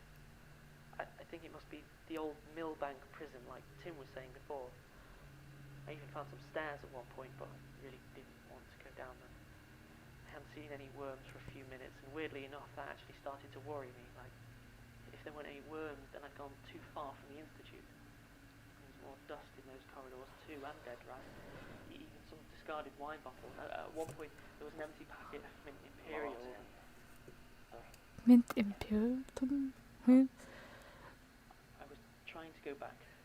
Not that I knew what back even meant down there when I heard the scream. I don't even know how to go about describing it, but I thought, I hoped. Well, when I started to find the shriveled bodies of worms all over the place, I knew she was dead. I wanted to get out of there. I was looking for a way up, but it felt more and more like I was trapped. Every turn just led me to another empty corridor. When I finally found a door, I thought we might actually get out, but instead, it was a small room. Square. With dust on everything. Cardboard boxes were piled around. And full of old cassette tapes. That's where you found her. Yeah. She was sat in a wooden chair in the middle of the room. No worms, no cobwebs, just an old corpse. Gertrude Robinson. She was slumped forward, but I could see her mouth hanging open. So I ran, and I found the trapdoor soon afterwards. Did you find the room again? I don't know. Maybe. Police certainly expect me to, although I get the feeling they're not too keen to explore the tunnels with us. What? How did Gertrude Robinson die? I don't know. Not for sure. It was so dark, and I only saw the body for a few seconds. The police were quite clear that the cause of death could be absolutely anything. Martin, how did she die? She was shot. Shot? 3 times that I could see. 3 shots to the chest. Like with a gun? Like no, like worms, or like spooky, scary, corpse turned inside out thing, like shot with a gun, like by a person, like a human or something. Like no, like spooky, scary, like her eyes were bleeding and her eyes were in her mouth or something. No, just with a gun. Interesting.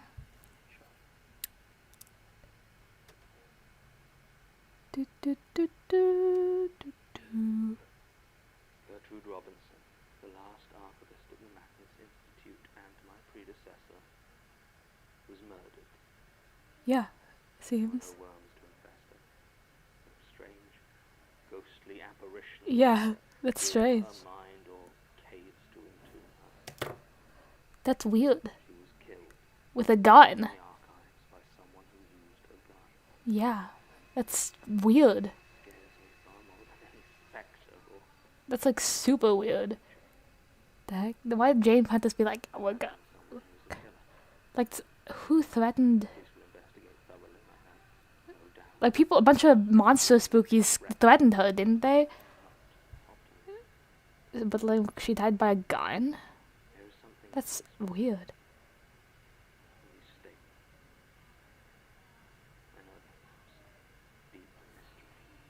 Yeah. I think that Robertson found it, and I think that is why they killed her. With a gun? Maybe it was Prentice, but she seemed more interested in the written files, and the other tapes seemed fine. There's no sign of debris or anything that would indicate they've been destroyed. But, in addition to the tapes Sasha lost earlier, the tapes for cases 0051701 and 0160204 are gone. Oh. I don't know why these two specifically.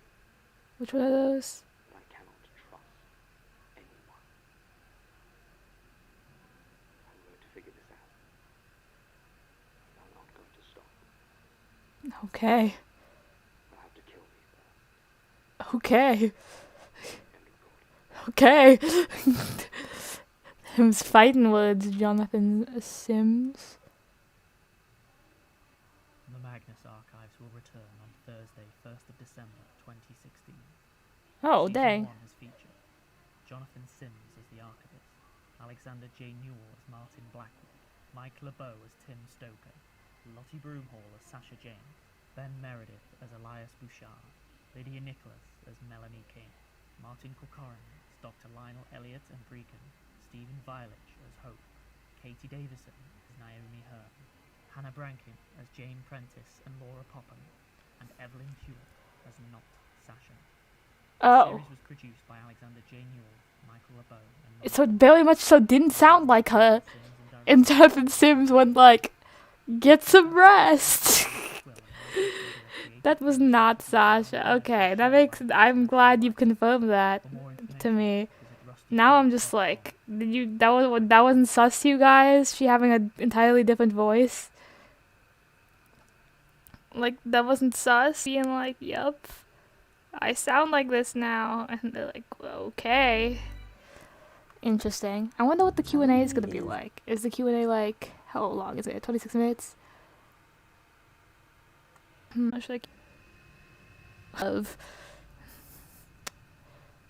This is monogamy.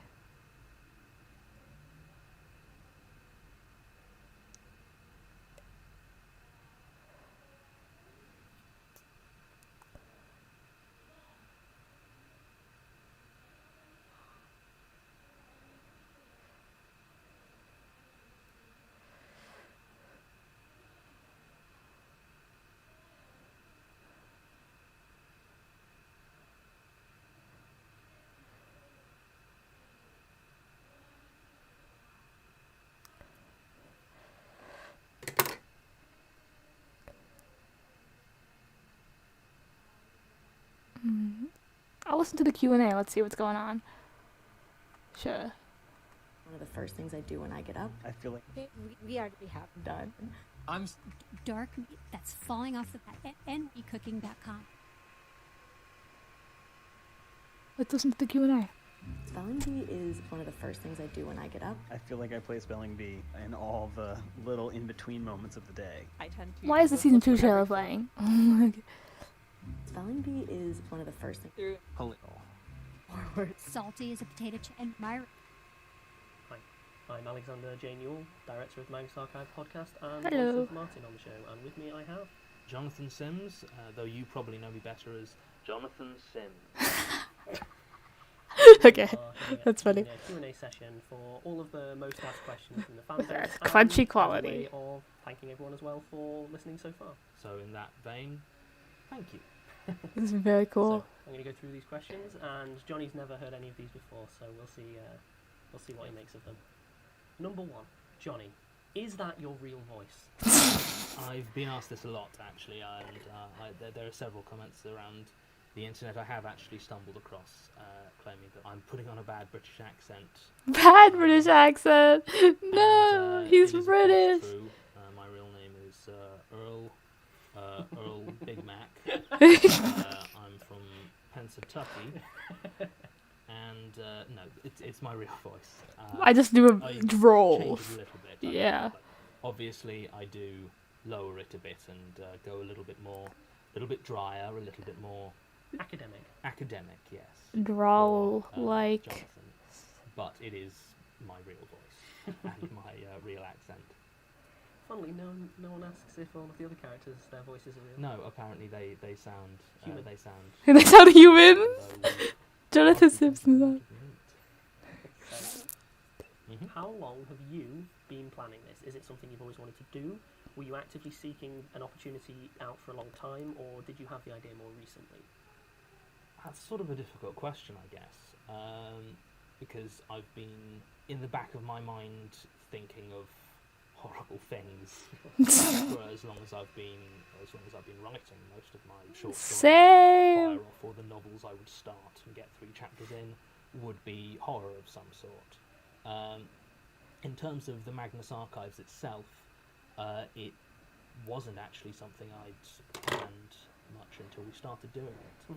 When I started working with Alex, he very much said, "What do you want to write?" To which my answer was horror anthology, which is Let's the go. I've started, and then But then it's spiraled out of control. That kept it all together, very much spiraled off into what we now know as the Magnus Archives. With that in mind, how did you specifically get into writing, and how did you craft the story? Not in a spoilery sense, but did you start with the main event and work backwards? Have you let it grow over time? Basically, is it like all of the corkboards and string that everyone has at home? I'll start with the first question, which is, writing has always been sort of where I feel my strength lies, so it's always been something... And voice acting, because you're fucking insane, what the heck? This man's a writer and a voice actor. I literally want to jump in your skin, like, I'm jealous. I've done very little except tell people, oh yes, no, I'm... Give me a voice. I love the Give me process a of voice. creating. I hate the process of actually putting things down on the page, but... Same!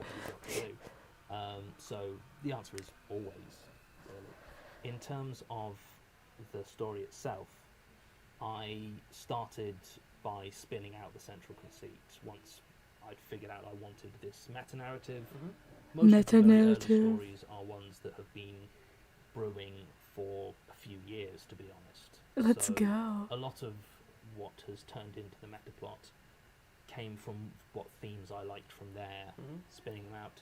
Then I crafted the ending, as in the ending of season 5. I hate series that don't have an end goal. Oh yeah. This man's been doing... Literally season 1 just ended and this man knows the entire story! That's my favorite kind of writing, thank you, but also... I don't like the idea that this is gonna end. You know? So this man, everything is planned.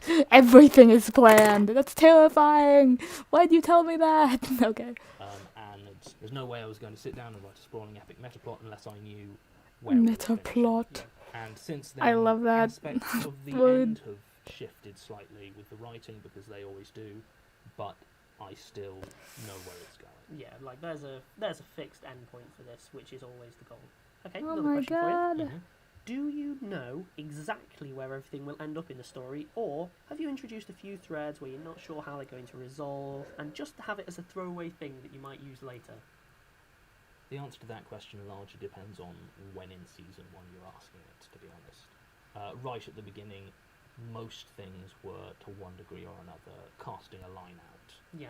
I would have a story, there would be a few aspects of it that I quite liked and planned to revisit later, and as season 1 progressed, linking some of those up gave me the structure to spin out into, I now have virtually the entire story, the entire world. Makes sense. To one degree or another. Yeah. How did you start to work with Rusty Quill? A lot of people don't really know how the organisation works. Were you just friendly beforehand, things like that? How did you end up working with us?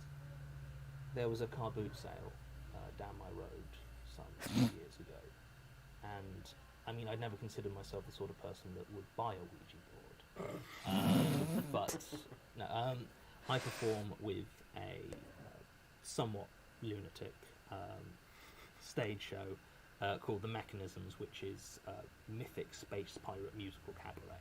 And most years we do the Edinburgh Fringe. So about 2 years ago now?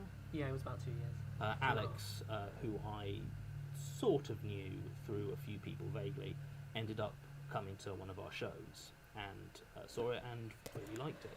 Yep. So when Alex started at Rusty Quill, he messaged us and said, basically with an open offer, would you like to work with Rusty Quill at all? The band as a whole, largely because there's no way to produce the sort of thing we do at speed enough to be useful in a podcast sense. You could get one episode every 6 months, maybe. Maybe. But I said, I've been thinking of starting up a horror podcast for a while, and Alex said, great, it'll need a meta plot. Let's go. Great, it'll need a meta plot. Do you write the podcasts? There's obviously an overarching plot, but when do you flesh it out? Do you just churn them out one at a time? Do you have bits of episodes floating around and put them together? How do you assemble them? For season 1, any given episode will probably have been written somewhere between 4 to 8 weeks before you actually hear it. That sounds about right. Makes sense. With season 2, I've actually sat down and planned it all out in a lot more detail, so I now know what the actual episodes are. I love writing. I love things that... I love the writing of this show so far.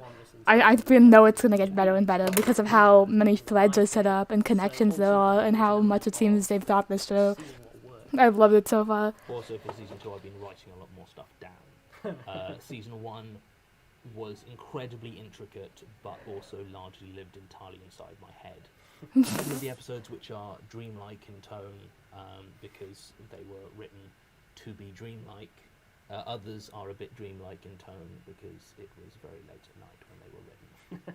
So this is a follow-on question. How long does it take you to write one story, would you say, end to end? In terms of just keyboard time, maybe 5 to 6 hours for a first draft, and then 2 hours to edit it and go over.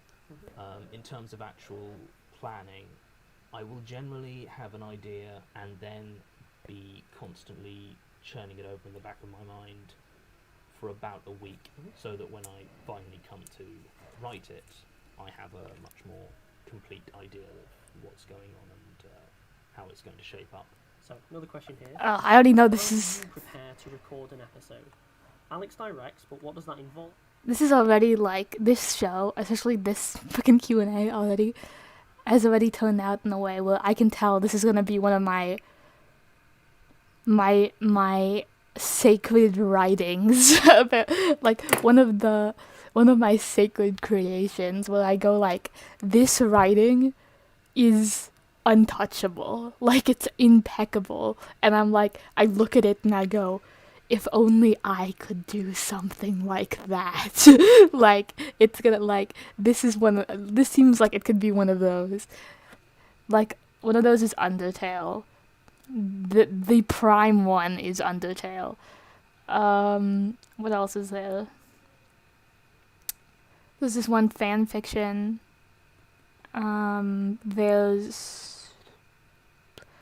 It's basically Undertale. That one fan fiction. The MCU is one thing, but I don't think I'd be able to create the MCU in my own time.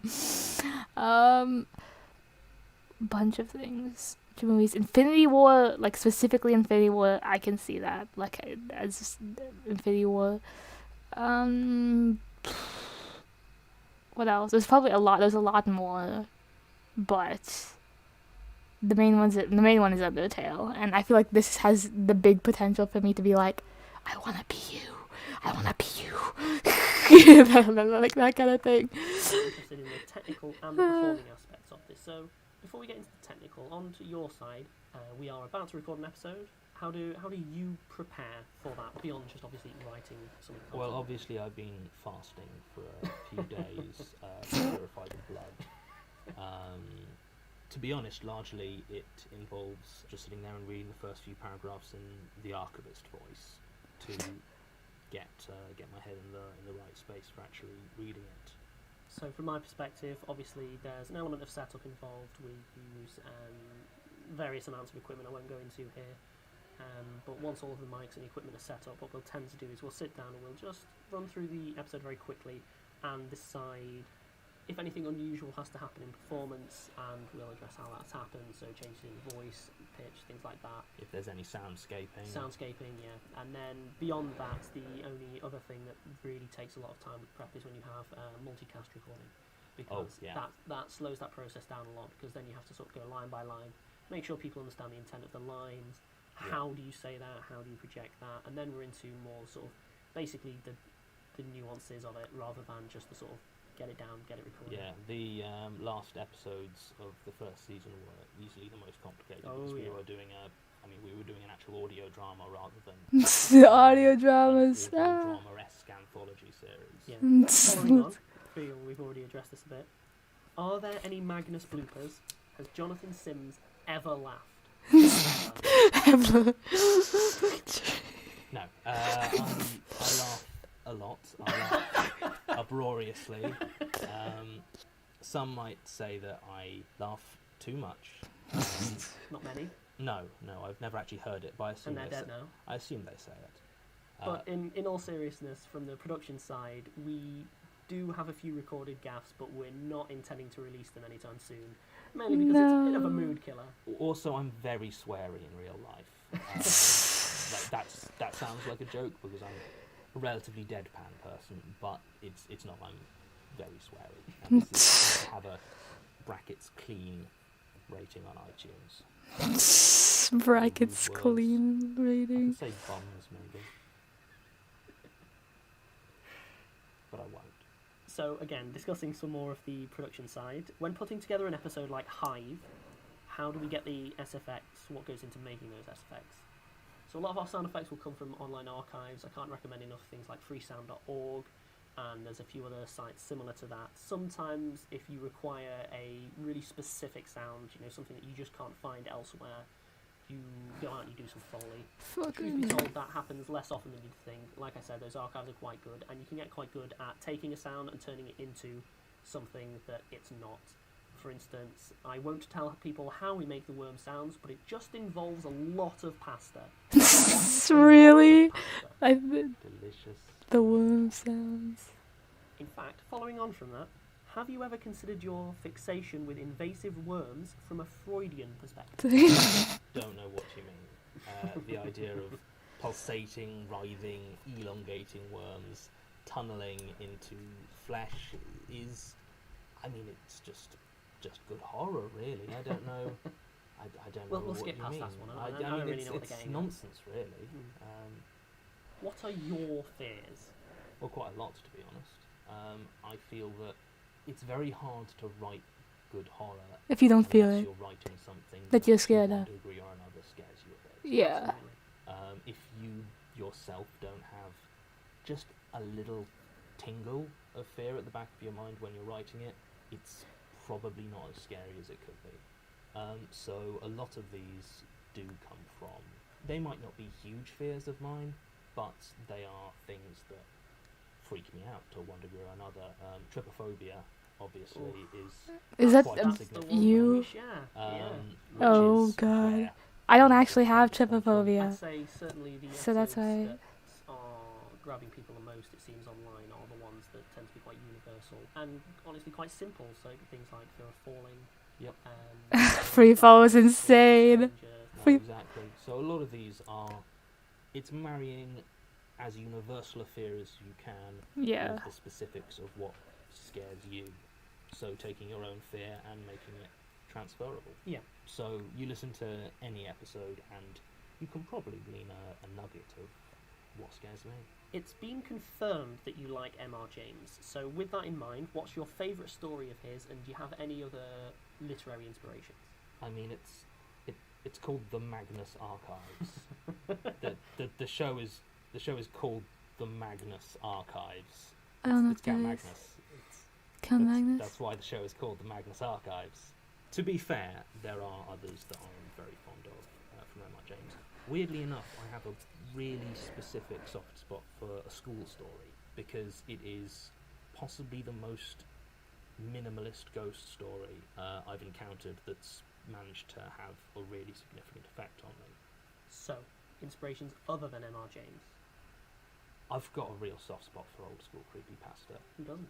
Let's go. When I used to work nights, there'd be some weeks where I didn't fully adjust to the daytime, and I'd spend almost a whole week in the dark listening to creepypasta or reading weird blogs or just going through creepy pictures and just working myself into a real state. Interestingly, I remember the first time you pitched the Magnus Archives to us, and you described it as M.R. James meets creepypasta for a start. Yes! And you also referenced ionized yeast.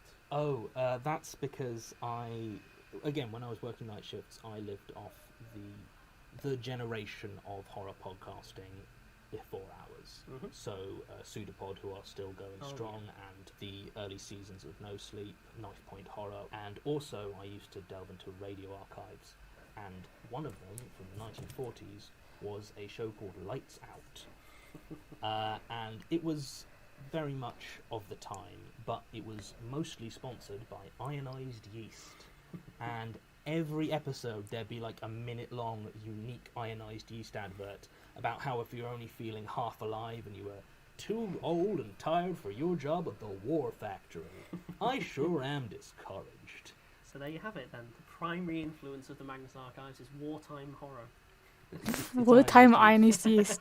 I mean, I'll be honest, Alex, I've always said that you look remarkably low on vitamin B and iron. You could put on 8, 10 or more pounds of good new flesh. Moving on. Okay, these are some more questions to do with the actual story itself. Why, narratively rather than canonically, does the Magnus Institute only collate information and not engage with their learnings beyond supplementary clarification investigation? Applicable. To actors, the sort of horror stories I want to tell are standalone. They are the experiences of an individual when confronted with something sinister and inexplicable. To actively follow up with the encounters would turn it into, something that's more along the lines of the X-Files. Yes. Which is a very valid and excellent form of horror, but not the one that I'm trying to write. Also, it's useful from an audience point of view to not need to say, go back and listen to everything or you just won't understand what's going on. Oh yeah. Another question, same kind of lines. How large is the Magnus Institute as an organisation? There are between 80 and 100 staff in total. Oh, that's kind of small. Very few of them are focused. I forgot I was recording. I said that to myself out loud, and I was like, wait, I'm talking to a stream. Specific one we're going to drill down to. So, you've been very specific in the Magnus Archives about the reasons that Sims is recording on tape, but how does the sound play into this? It's an interesting idea that some things are so fundamentally unnatural that they would cause corruption to recordings of it. But what about the music that plays for the atmosphere? We ran a few episodes that will never see the light of day. And what we were doing is seeing what sound out. That's something that I might jump in on a little bit. So please do. When Johnny originally pitched the Magnus Archives to me, there was a period of testing where we actually ran a few episodes that will never see the light of day. And what we were doing is seeing what sounded right. And part of that was to do with the sound of it. So we did versions of the archives without the tape deck, just to test. I didn't like it. I think that it's got a sort of lo-fi charm. And lo-fi charm. Doing them with the poetry. The music, and we found that the music added something. Ultimately, from sort of the directorial standpoint, I've always had it that the music is not part of the actual recordings. Yeah. However, the Makes tape sense. deck, the distortions, the sound effects of things actually happening, the voices of the people within there are part of the actual files. The only thing that was added is music, and the main reason for that is it needed something to fill out that sound a little bit and just give it a little bit of pop. Everything that you hear is on the actual tape within the world of the Magnus Archives, except the music. Yeah, yeah.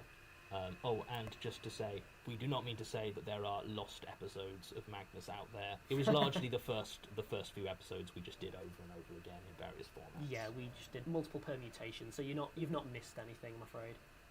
Okay, now we're heading a bit more into the sort of fan-basey kind of questions, things to do with that. So with that in mind, what's it like having the ability to interact so closely with your fan base? Would you do it again? It's fascinating, gratifying, and it holds me to account. I don't think it's even a question of would I do it again. The answer is yes. But moreover, the way that content is created these days, I don't think a creator has an option but to engage with the community that builds up around what you do, unless you deliberately remove yourself. I mean, certainly you've said this to me before, which is that an element of the Magnus Archives was tying yourself to a rock and then throwing that rock off a cliff, and you've just got to keep writing rope. Yeah, exactly. And the fans in the community are a big part of that. And I don't want any of that to sound like I don't love the community massively. It's really gratifying to see that something you've created has hooked people. Well, like absolutely. There's an element, though, that once you're accountable to those fans, it does help keep getting that pen to the paper, doesn't it? Exactly, because it's not just me I'm responsible to. Also, it is very useful in terms of writing a story like this to see which bits of the mystery, which sort of threads are picked up. There are, I won't say who, but there are a couple of people on the various sites and message boards that I keep an eye on, because I feel that if I write something and they don't spot it, it's possibly a bit too subtle. Maybe I need to make it a bit more overt in a future episode. And others where I'll keep an eye on them in case I've made a mistake somewhere, because they will let me know. Following on from that, another question to do with something similar.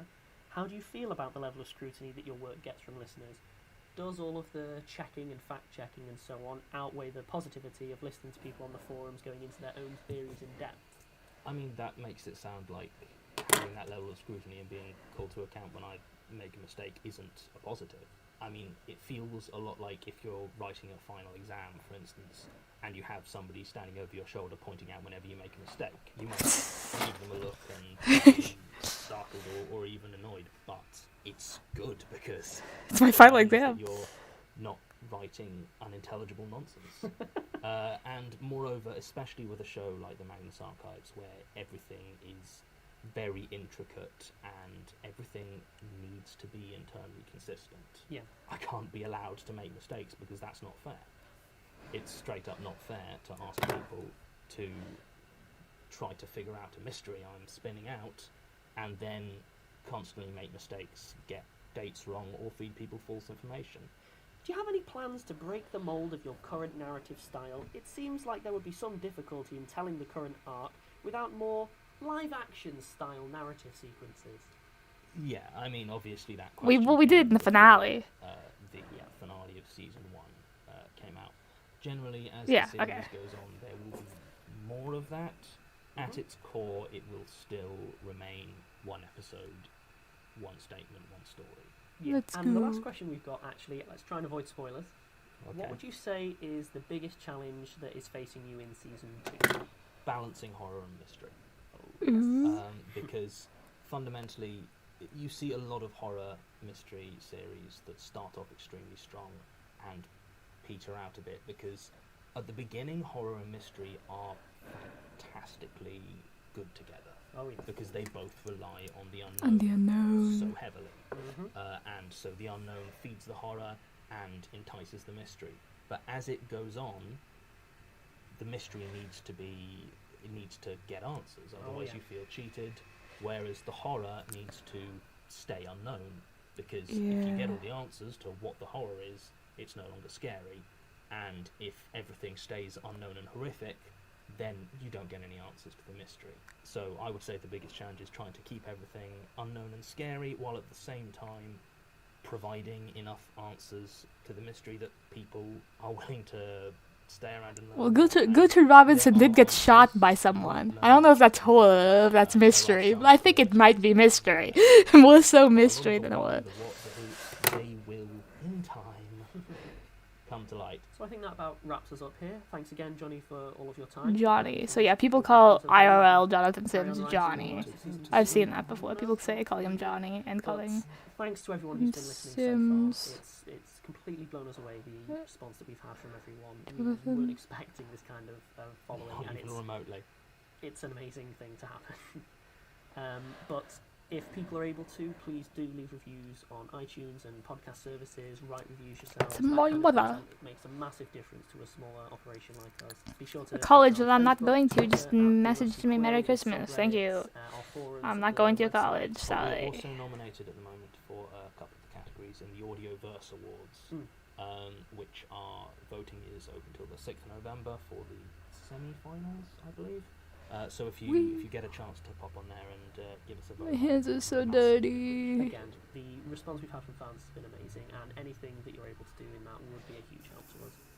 And if you cannot wait, if you cannot hold on, if you cannot last without Johnny's sultry tones until the beginning of season 2, you have actually recorded something with us to stay people over until then, haven't you, it Johnny? is the Halloween special for the gaming podcast. Yep. I'm running Deadlands, which is a horror western setting, which I'm very fond of. It's a lot of fun, and yeah, go over there and listen to it. Do it now. You can find that on all the podcast services that you normally use for Magnus Archives. Just look Rusty Quill Gaming Podcast. And I think that about wraps us up. So thanks again, and we look forward to seeing you again for season 2. See you then. Spooky Man. The Twilight Zone theme plays. I guess this isn't the Twilight Zone.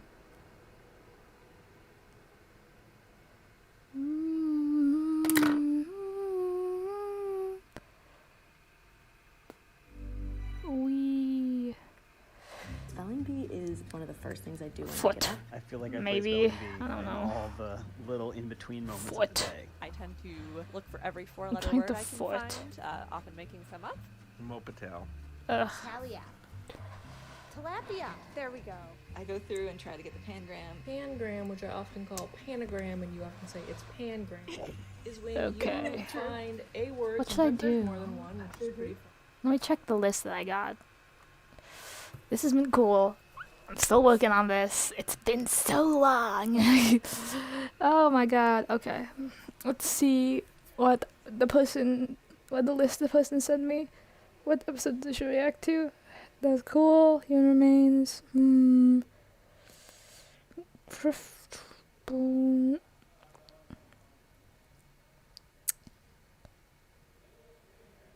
door, foundations, high pressure, personal space. On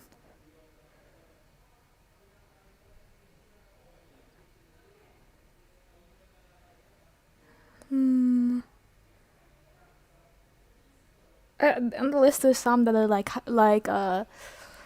the ones there's like ones that are like definitely, which are basically the season finales and one season opener, except for there's one in season, there's like it's basically the season finales and 2 in season 3. No, like a 4 and 3 in season 3. Okay, it's the season finales, 3 in season 3, 1 in season 4, and like a couple in season 5. I don't know. There's like a bunch. There's like a couple that are, there's like 5 or 4 that are like not season finales that are like must-sees. But there's some recommended ones. Like, there's like a couple of recommended ones, and then there's other ones that are like, this would be good to record a reaction to, but then there's some like highly recommended ones. Do you think I should keep going? I don't think I have a chat, but do you think I should keep going? I think I should keep going. You know what? Sure, I'll listen to the season 2 trailer. Let's see what's going on. Okay. Using all of media. You use spooky music. For every. Spelling bee is Bro, I'm one of trying to the listen to your trailer, okay? Spelling bee is one of the first things I do when I get up. I feel like I play spelling bee in all the. You often say X. I was like, what? You can try spelling bee. It's just a matter of recipes, advice. Hi. Hi. Hoo-hoo.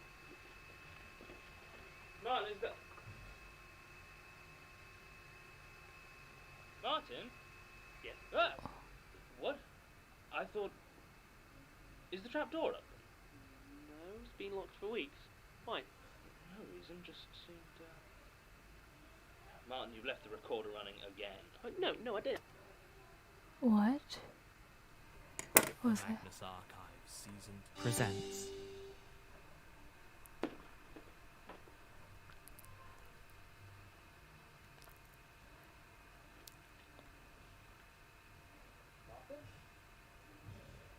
It's Martin. Martin, is that... Martin? Yes. Ah! What? I thought... Is the trap door open? No, it's been locked for What the frick was that? Excuse me? It was like... Jonathan calls out Martin. He was like, Martin. And then there's like some weird like crashing sounds before, maybe. And he was like, what, I thought that was, what, did you leave the trap door open? And he's like, no. And he's like, and then it ends, and I'm like, what? I am just as confused. Seemed to what? Martin, you've left the recorder running again. No, I didn't. I am just as confused as Jonathan Sims, okay? The Magnus, which I often call Okay, I'll listen to the first episode. First episode, season 2, baby! When I get up. I feel like I play spelling bee in all the little in-between moments So, of the day. I tend to look for every four-letter word I can find, often making some up. Mopatel. Talia. Tilapia. There we go.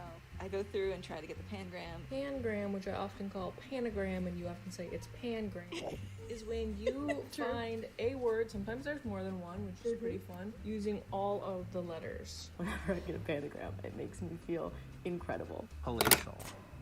We already have that. There was one with like X. I was like, what? How am I supposed to use X? It's a much better habit than what I normally do, which is scrolling. I should on make a social little media. stand. I feel like I'm actually doing something good with my time. I'm working my brain a little bit. Okay, I'm gonna do 3 more words and then I'm done. I'm Sam Azerski, the digital puzzles editor for the New York Times. You can try Spelling Bee and all our games at nytimes.com/games. What do I want out of a perfect roast chicken? I want that crackling brown skin and white meat that's juicy and tender. This is Melissa Clark, and my recipe for perfect roast chicken is at nytcooking.com, along with recipes and inspiration for any occasion. Rusty Quill presents. Hi, this is Alexander J. Newell, director of the Magnus Archives podcast. I'm just taking a moment to let you That's know why I know your voice from. You literally do the finalists in this announcements. year's Audioverse Awards. It would be a huge help for us if people were to go online, follow the link in the show notes, and vote for us. We're down for Best New Original Long-Form Smallcast Ongoing Production. That's so specific, Want to vote, but you need to do I know you'll so get in better the awards. Not better, I mean like, Look you'll forward get to a you bunch on more Wednesday, awards in the December 7th, future. and thanks again for your ongoing Less support. specific ones. We hope you enjoyed today's episode.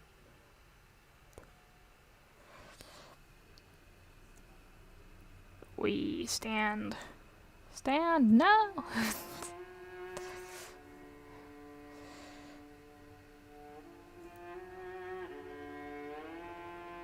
Rusty Quill presents the Magnus Archives. This thing is not gonna stand. How do I?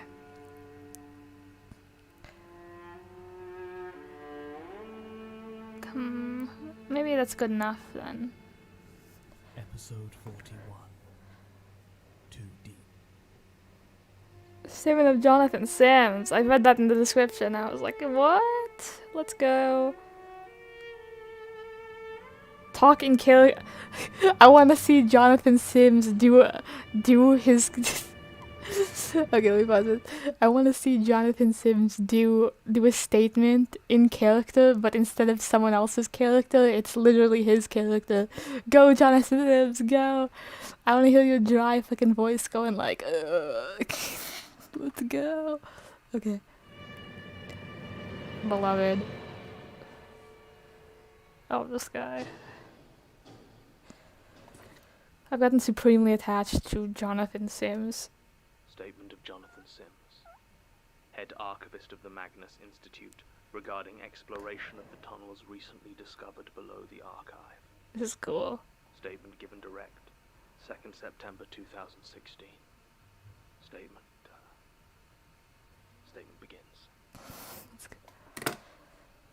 This is cool. Going into the tunnels. There are, Jane Prentice is dead. I know this. Thank you for that. I Okay. have a small jar on my desk of what are supposed to be her ashes. Let's go. Leave it for a second. Closure. Oh, no. Martin just gave me a jar of dust to try and calm me down. Oh, I don't really. Something to focus on for closure. I hate to say it, but it does appear to be working. Let's go. Victory for the placebo effect, it would seem. No, But that's Jonathan beside the point. Sims. The worms have been cleared and incinerated. The floors and walls repaired, and the archive looks remarkably like it was never attacked at all. Yay. Oh. Are you okay? Enough in the last month to return to work, but I'm told A it's month. unlikely the scars will ever Oh. fade. Oh, I'm sorry. I still signed off. Truth be told, I could have stayed away longer. Probably should have. But I don't think the boredom was good for me. Okay. I tried to come back earlier, but Martin wouldn't hear of it. Almost threw me out of the archive. Is he hiding something? Oh my god. No. What do you... not. He's This, probably just legitimately concerned for my health. this man's super convinced that Martin's lying to him for some reason. I just about convinced myself it was Prentice, watching me in secret while she filled the walls with her writhing hordes.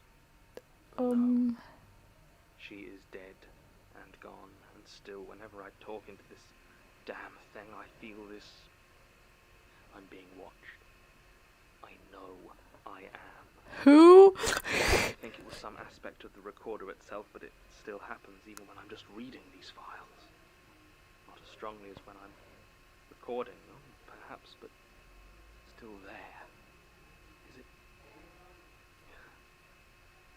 You know, I always despised those witnesses who rambled on. Well, to stay on topic. well, rip you. Well, I'm sorry. I regret to inform you. I regret to inform you. Being watched and completely ignoring the reason I'm making a statement of my own. Oh my god, you sound very emotionally distraught. Been exploring the tunnels. Yeah, how's that going? From before I was officially back. If you listen to this, Martin, I'm sorry. I've gone behind your back to explore the tunnels on several occasions. Several? I took the key from Elias's desk some time ago. I don't think you noticed. Rip.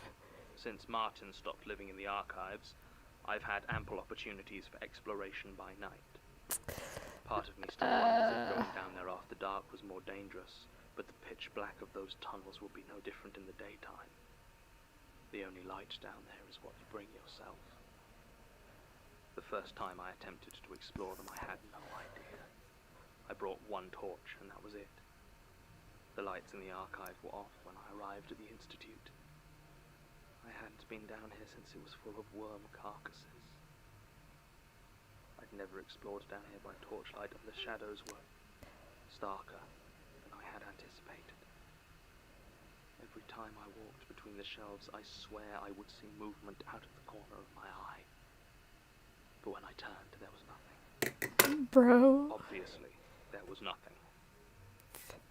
Then I came to the trapdoor. If Sasha hadn't thought to clearly mark it with hazard tape, I'm not sure I would ever have found it again. But there it was. It took several minutes of fumbling before I was able to figure out how to lift the concealed handle and expose the lock, but I managed it. The key turned with a click that I found oddly satisfying, and I pulled it open. When I had thought about that moment before, I had always imagined it groaning open with a tortured, ominous creak. But it was almost silent. It glided open as though on freshly oiled hinges. Okay. The faintest puff of stagnant air being released from beneath it. The opening was utterly black, with the faintest hint of decay in the cold, clammy air that rushed out of it.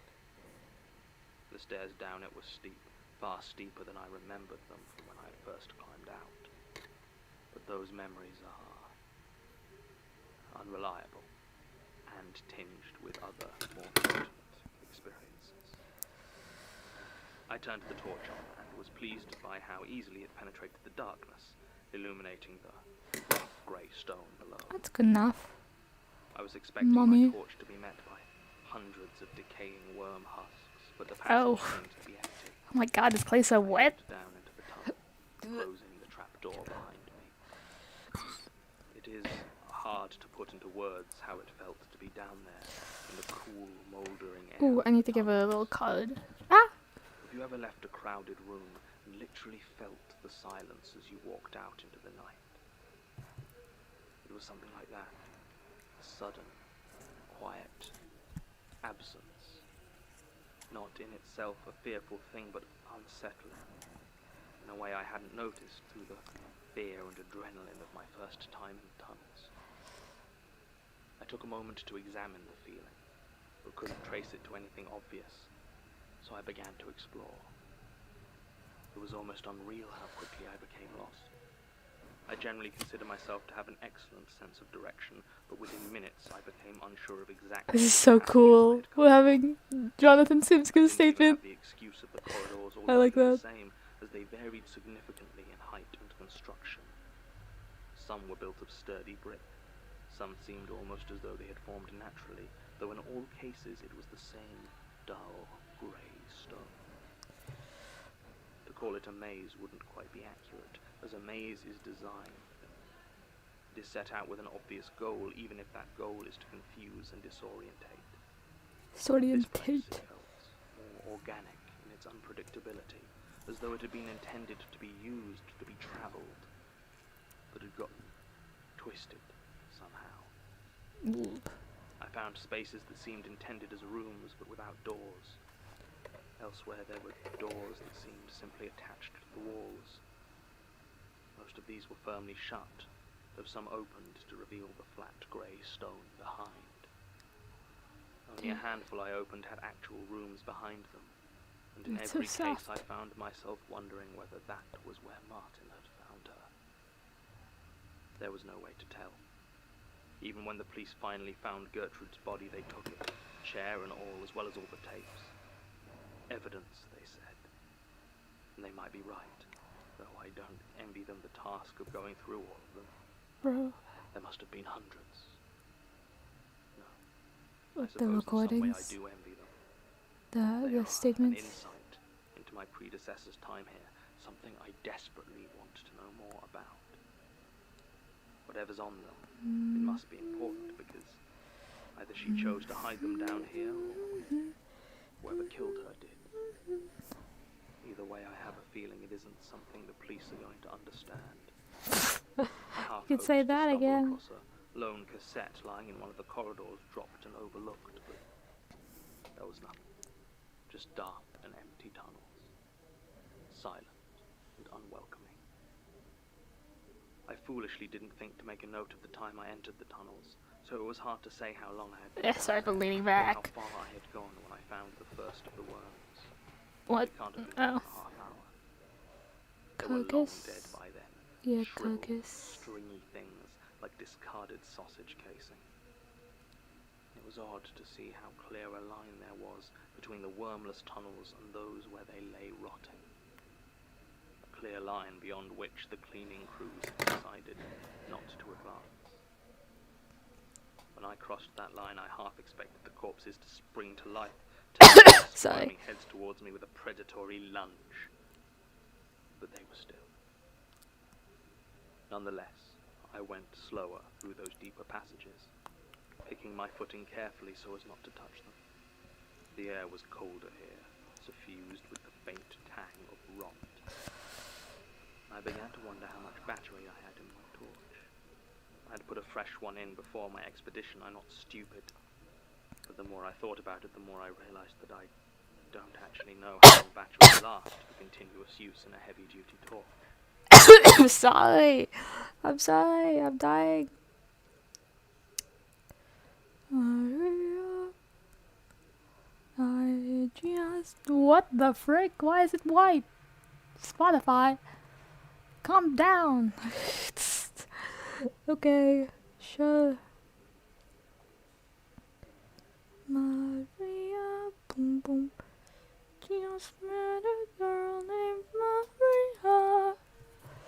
Jesus, Spotify. And suddenly the world...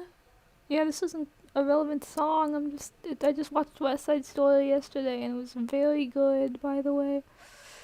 Very good indeed. Oh my god, my hand is so sticky. Ah! I just met a girl named Maria, and suddenly the world got turned.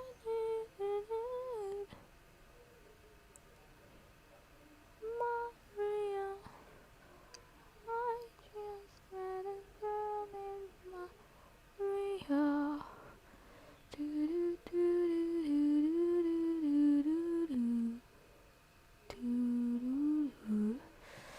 Okay, Spotify's done freaking out. I feel as though I have finished my mom. Let's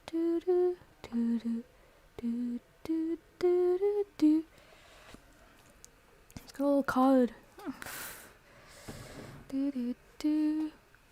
Well, I need to. I feel like I should outline this pocket more. Maria, just met a girl named Maria, and suddenly the world, and suddenly.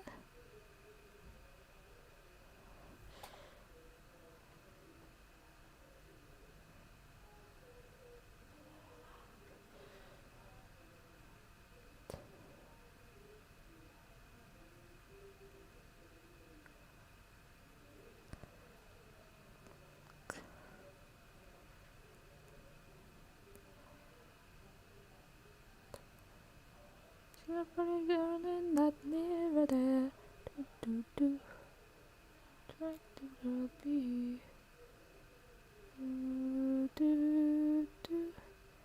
Such a pretty me, such a pretty me, such a pretty me.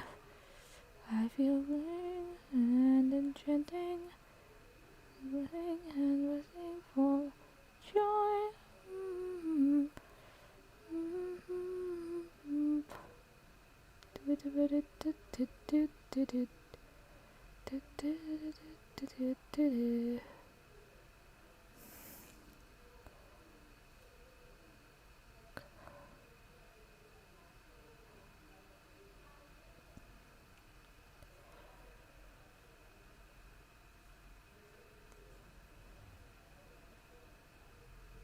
Okay, I'll play the thing again, I swear. I'm just highly invested in my creative process. Attractive girl be.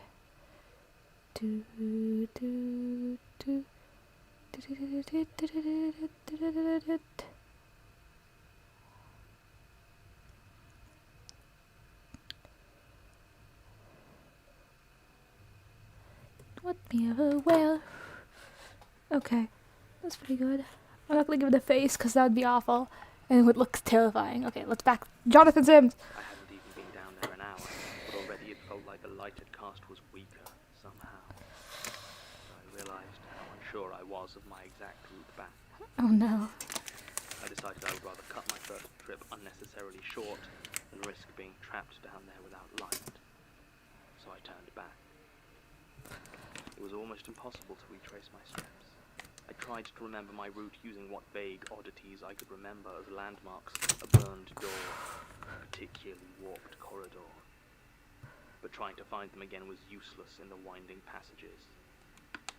In my increasing panic to find the way out, I almost forgot the things I had originally gone down there to look for. Then I found the circle of worms. Oh, the door? Tim at first described that I had only half. Worm door? I'm sorry, Tim, if you're listening, but the CO2 had done some strange things to you at that point. He had the right of it, though. By the time I found it, there was little left but a thick carpet of dead worms, but a few were still embedded in the wall, providing the clear outline of a circle. A circle? The ceiling was higher here, and all told it must have been about 10 feet in diameter. Its size was not the most disconcerting thing, though. Inside the circle, the stone was wrong, somehow. But I did. Okay. When I touched the warped wall, it felt soft and porous. The wall? Stable. Okay. I turned and left, but not before noting that another path also appeared to have been pushed through the worms on the floor, though when it had happened or who had made it, I couldn't say. It took me almost another hour to find the trapdoor again. My torch showed no signs of giving up, but I was still on the verge of panic. My hands were so slick with sweat that I fumbled several times with the handle before finally pushing it open bodily and falling through it onto the floor of the archives. It was about 3 in the morning by that time. I had managed to open a few of my partially healed wounds. Oof. So I headed home to rest. Man. It turned out the trip had taken far more out of me than I had thought. It was almost a week before I felt like I might be up for another excursion. Bro. This time, however, I decided that I was not going to take any chances. Well, you took a chance to. I was down there longer than expected. A box of white chalk to clearly mark my way, and the largest knife I was able to buy at short notice. Okay. First time You took a chance by going back there anyway. Jesus. That I could hear sounds of movement from further into the tunnels. I don't like I that. had convinced myself it was simply a combination of echo and my mind playing on my fears, but on the chance there was something down there. Well, I had my doubts how effective a knife would be, but it certainly eased my mind. Beyond that, I made sure to take one of the smaller CO2 fire extinguishers from the archives. It's oldest to newest, but it's sorted backwards. Surviving worms would not be so for long. Again, I waited until nightfall before letting myself into the archives and heading down into the tunnels below. Man, you could have told someone. As I got down there, I started marking the walls and intersections with white chalk arrows. Oh, that's smart. They pointed the direction I'd come from, the direction I'd need to follow when I wanted to leave. If there was anything down there and I had to flee, then I reasoned all I would need to do was follow the chalk arrows back to the entrance. Something tells me those chalk arrows aren't going to be that reliable. Once or twice I discovered I had inadvertently made a loop or gotten turned around and was facing one of my earlier arrows. What? But it was a relatively simple matter to correct it. I also set up my watch so I had a clear idea of how long I had been down there. After a half hour I'd gotten far deeper than I had in my entire first expedition and gotten past the empty area into the tunnels still lined with dead worms. And then beyond them, those tunnels wholly empty and, apparently, undisturbed since the days of Millbank Prison.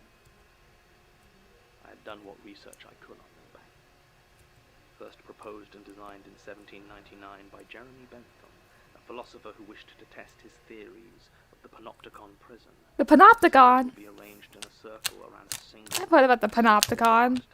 People love the Panopticon. Like, artistically. It was to have 6 such areas, arranged in hexagons, giving it from the air the shape of a vast, angular flower. It's not clear why that original plan was abandoned, but from 1812 onwards, a succession of other architects were brought in to try and finish the project. One that spooky guy, spooky architect. 3 years later, they brought in Robert Smirk. Yeah, the man. Project to completion in Of course they would. With a design remarkably similar to Bentham's original.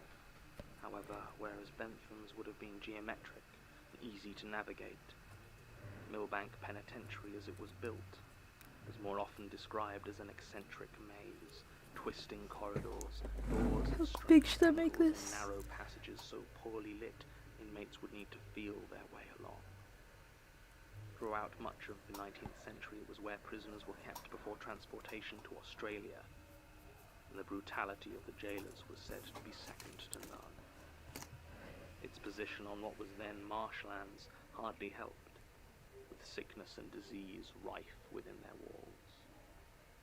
It was a huge complex, covering much of what we now call Chelsea, and when it was finally closed in 1890, it was demolished, flattened, which meant that what I was in now couldn't be the old prison itself. It had to be something built below it. Scaly, spooky. And it was this that gave me Smoke, pause when I cult found man. the first set of steps, leading even further down. They were stone, spiraling into the darkness at an angle so steep it made my legs weaken slightly. Too big. The steps led higher as well, but after a few meters disappeared into the solid stone of the ceiling.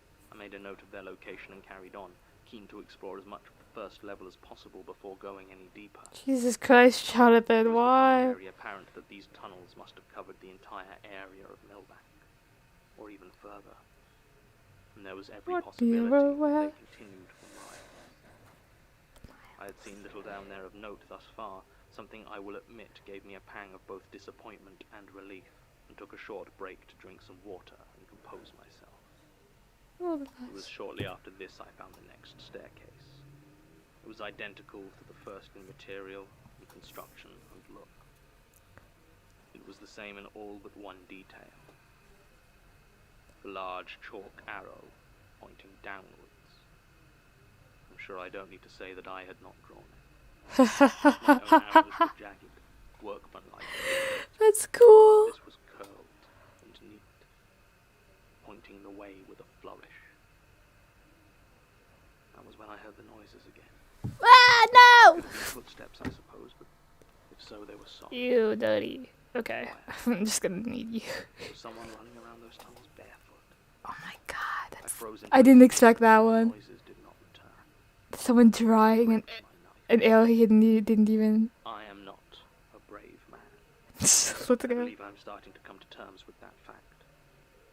But I am, in certain circumstances, a very stubborn one. Let's There go. was something inside me that made the decision that I would rather die at the hands of some tunnel-dwelling beast than work above without knowing what it was. Really? Maybe I'd be lucky. Unlike some other people in these stories. Gun-wielding madman, a convenient killer for Gertrude. I can almost hear my assistants chiding me for not turning tail and running there and then, but it's hard to fully explain the borderline mania that gripped me when I saw that arrow. And inviting all at one. I was not so foolish as to run down the stairs, but I descended them quicker than was safe. Down, and down, and down they went, each rotation revealing more tunnels and doors, but I saw no sign of reaching the bottom. I had gone down about 4 levels, when my torch caught what I thought was movement in the corridors beyond. I left the stairs in pursuit, but was unable to find any sign of life. Or death, I suppose. Only an empty wine bottle. The label all but rotted away, but the year was still legible as 2003. The passages here were more pronounced in their difference than the ones further up, some being so irregular and seamless as to almost seem organic, while others were almost unnervingly square and regular, with sharp angles. Alive. The underground is alive. It was in one of these that it happened. I had continued to mark my route with chalk, and was scratching an arrow into a particularly flat wall, when I looked up to see the turning ahead of me was no longer there. Instead, there was simply a dead end. I could find no sign that there had been any movement, nor had I heard anything. I turned back and immediately noticed that the wall opposite me was closer than it had been before. I took a step back in shock, and my feet hit the wall behind me. The passage was getting narrower, though I could not see any movement. I stood completely This is like, Lost John's Cave. There was silence. Then, from somewhere in the darkness, I heard a single word, clear as day. Leave. It was spoken simply. Well, without intonation let's or go. Adios. So I did. Let's go. Began to shuffle back as quickly as possible the way I had come, keeping my eyes open as long as I could. Well, that guy wanted him to leave, but who drew the arrow? To get even closer. By the time I What reached did the it? stairs back up, it had almost pinned me. I fled back up the stairs, followed the arrows I had left back to the trapdoor. It took me barely 10 minutes, but I was moving faster than I would have thought possible in those cramped tunnels. I locked the trapdoor behind me. I placed the heaviest objects I could find on it. Yikes. Oh my I god. have not been below the Institute since then. What's with that No small amount of trailer consideration to then? decide I Who should opened the trap door? I did not think to bring the tape recorder with me. Oh. I suppose I've gotten out of the habit during my recuperation. Oh, well. You were so deep into it during the finale. You were like, tape recorders! Take the tape recorders! If anything, I have more questions. Yeah, that was not an answer. Downwards, only to then demand I run back. Two different things? Is it some sort of trap? A test? I don't know.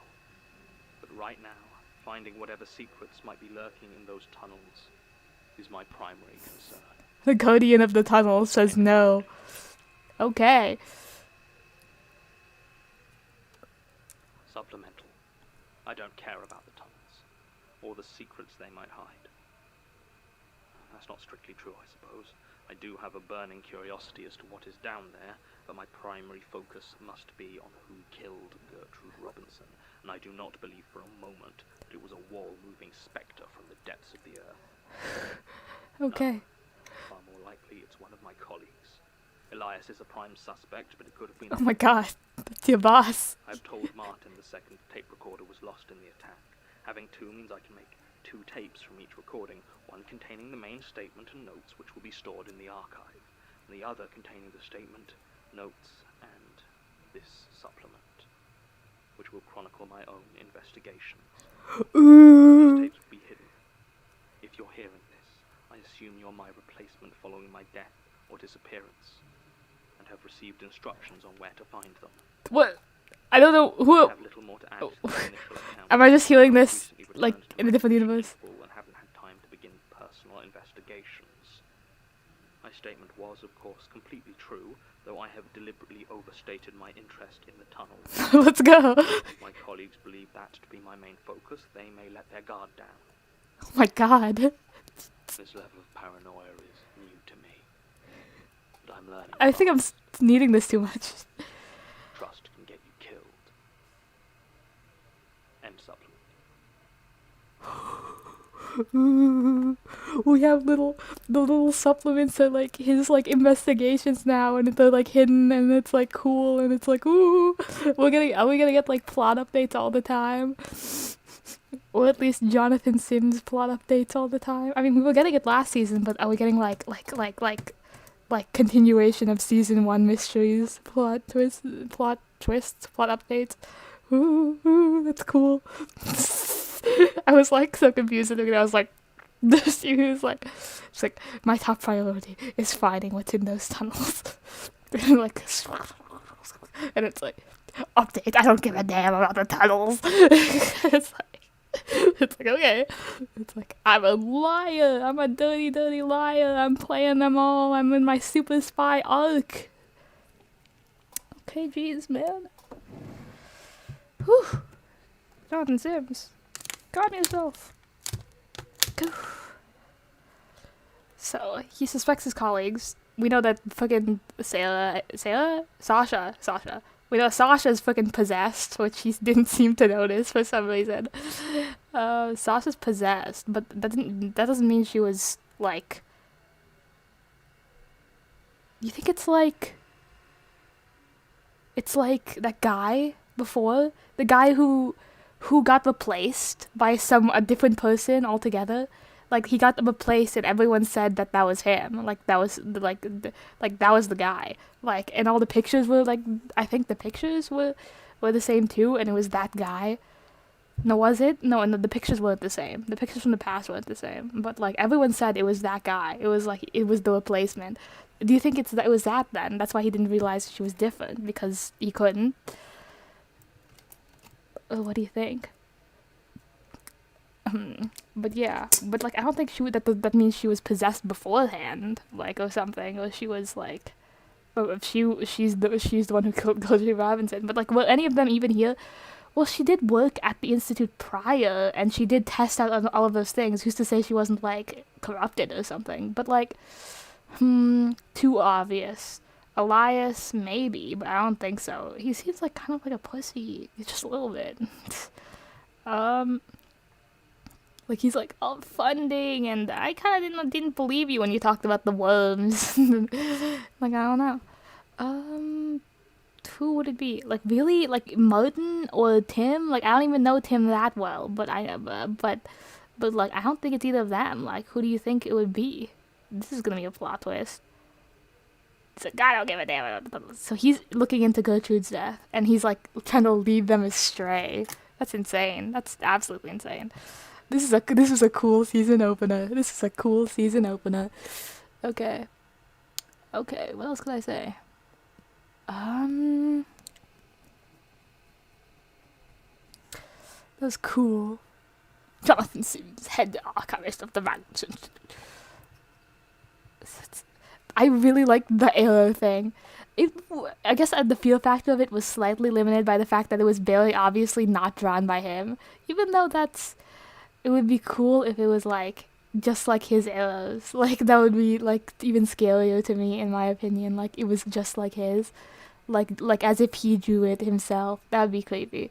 But this one is more like intriguing. Like someone else was beckoning him, basically. They were taunting him. That's insane. I wonder what's going on. This can't be happening. It's a song. It's like, that's very interesting. I don't know what's going on, but there's something in those tunnels. But it was like the way it was closing in around him, it reminded me of Lost John's Cave. I keep on trying to say Long John's, which is probably not the title of that episode. Just probably not.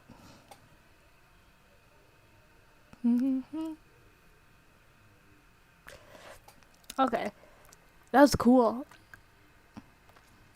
Can't wait to see how this is gonna go.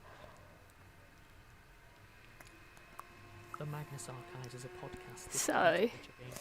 And all the... I tend to read four-letter word I can find. Find a word. Sometimes there's more than one of the letters. I don't want to hear about the spelling app. What? Grifter's Spelling bee is one of the first things I do when I get up. I feel like I play spelling bee in all the little in-between moments of the day. I tend to spelling look for bee, every make it four-letter word I can stop. find. There's more than Times.com. Red tomato sauce. Give me the spooky music, please. I don't want to hear ads anymore. Okay. Rusty Quill presents the Magnus Archives.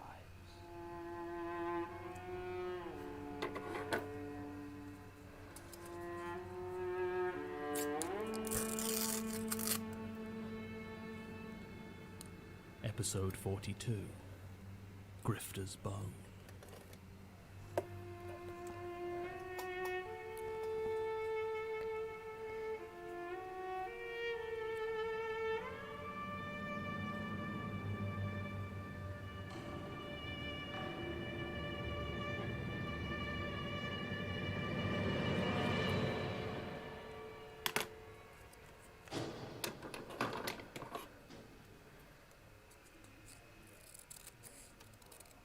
Statement of Jennifer Ling regarding a live musical performance she attended in Soho.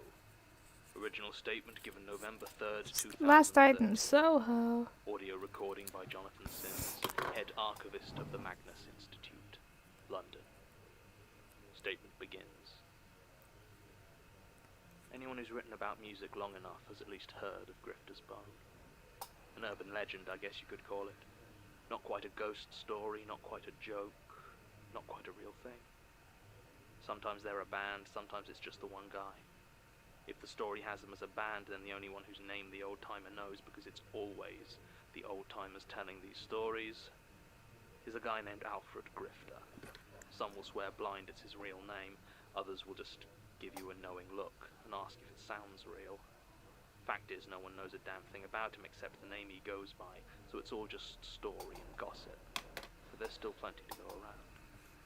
Story goes of a mediocre musician with a hunger for more who turns to the dark arts, usually devil worship or witchcraft, but gets it wrong. I've heard it told as a curse, a badly worded wish, or even a devil that just gets mad at being summoned and beats him till his hands don't work. The end is always the same though. His music is so grating, so gut-churningly awful that he, or sometimes his band, have to sneak into gigs to play unannounced to any audience they can find.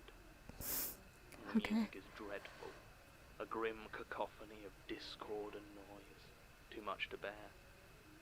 You can always tell when Grifter's Bone has been on, they'll tell you, because of all the torn off ears.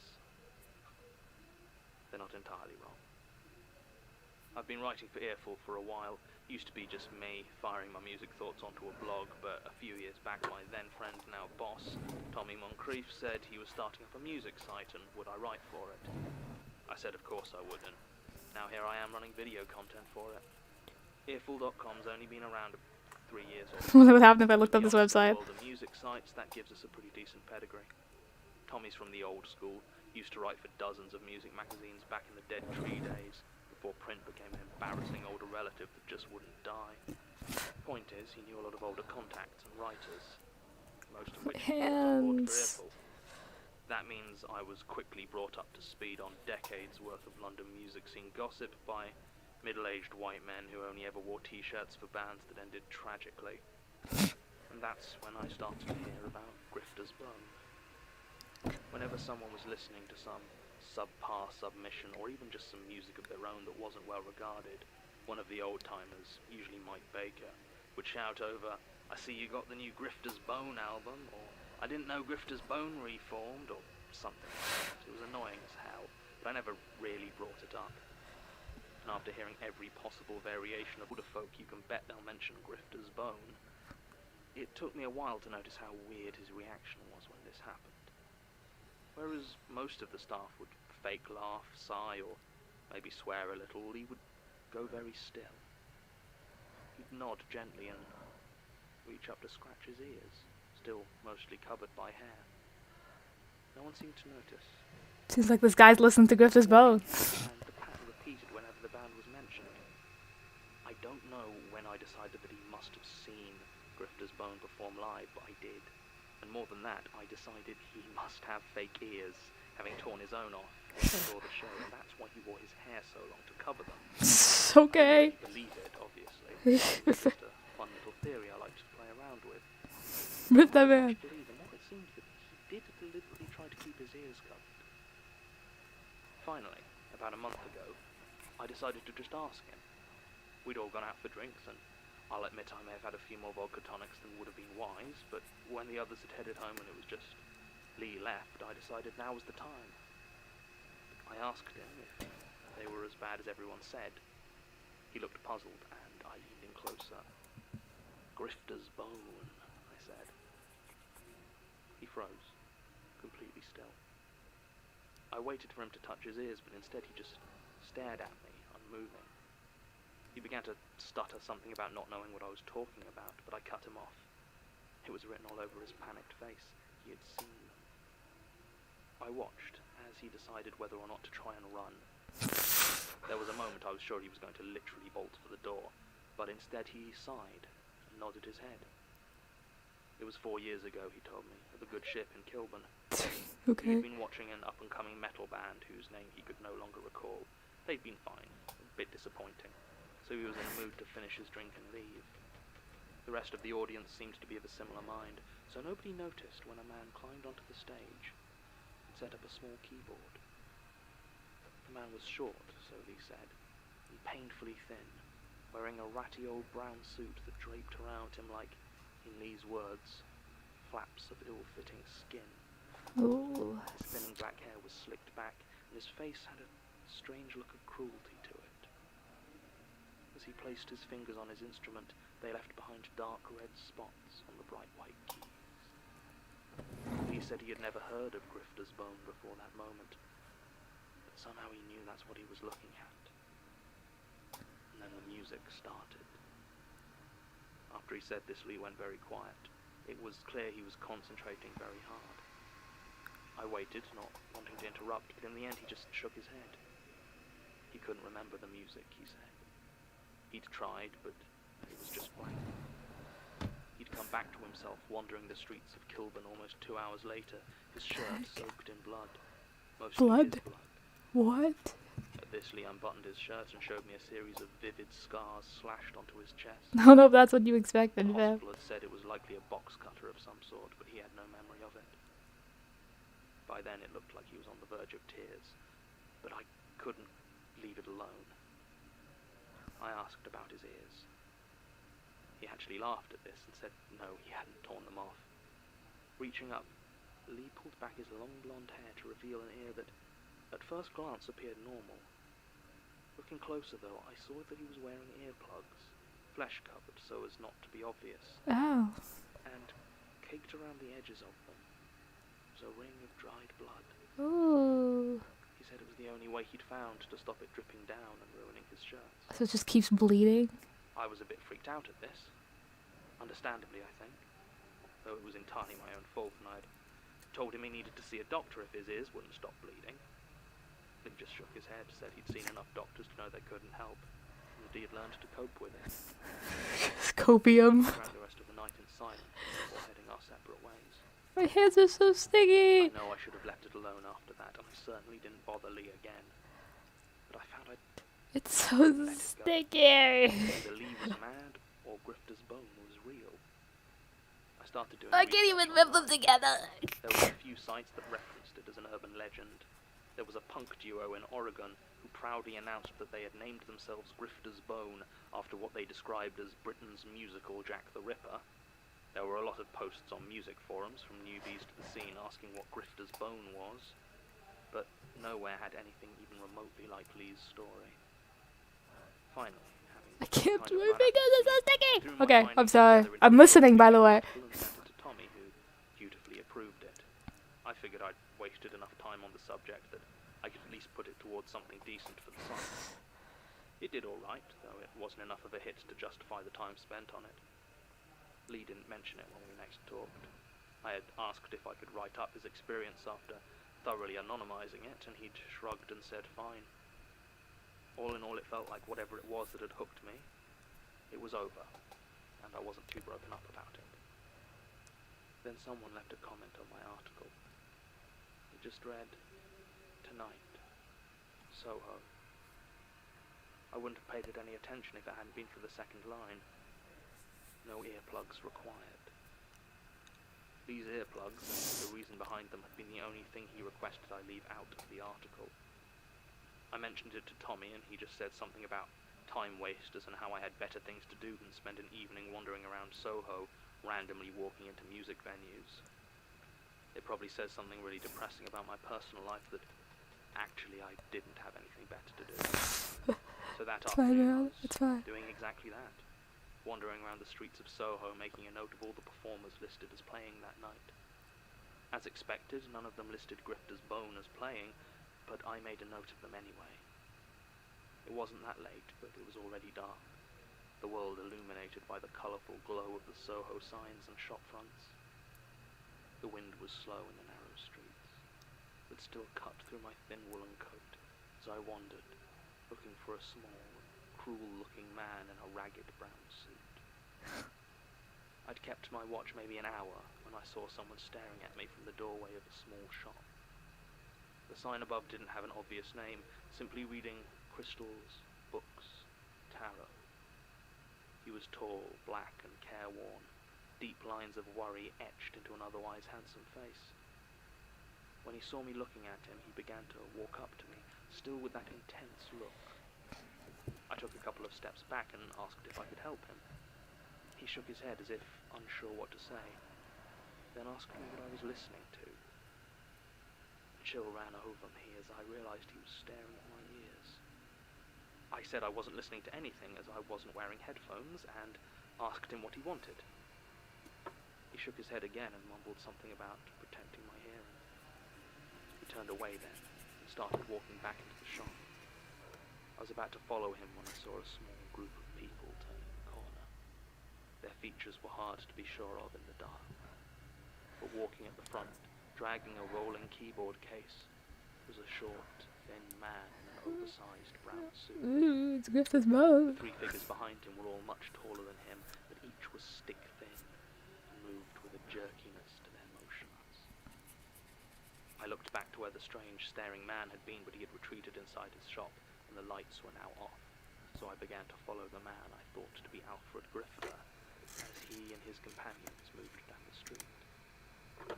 The others all carried instrument cases as well, and no one else on the street seemed to pay them any notice at all, not even when the tallest physically shoved a man out of his path. What? of stairs into a basement jazz bar I didn't recognize. After a few seconds, I followed them. The bar was dimly lit and quiet, with red and orange lights giving it a warm, smoky feel. Patrons stood around, drinking and chatting. I counted 11 in total. I remember I made a note of the number because of how empty the place was. Most seemed to be dressed for an evening of jazz, but I noticed a few of them seemed to be wearing thick coats or jackets. And one, an older white man with a shock of silver hair, appeared to be wearing a silk bathrobe. Behind them, on the stage, Bathrobe. Bone were setting up their instruments. Now, despite everything that happened thus far appearing to show the contrary, I am not an idiot. I remembered Lee's story very clearly indeed and had no intention of staying for the show. Instead, I took out my phone, set it recording video, and placed it in a small... I mean, smart move, I guess. I checked to make sure the microphone was working, and then I left. I stood at the top of the stairs into that dingy jazz club, and I waited. After a few minutes of shivering in the cold, I thought I had made a mistake. The streets were deserted and the previously mild November night had taken on a bone-deep chill. Then I heard it, muffled through the walls but still rising distinctly to where I stood, a note. A single clear note from what sounded like a cello.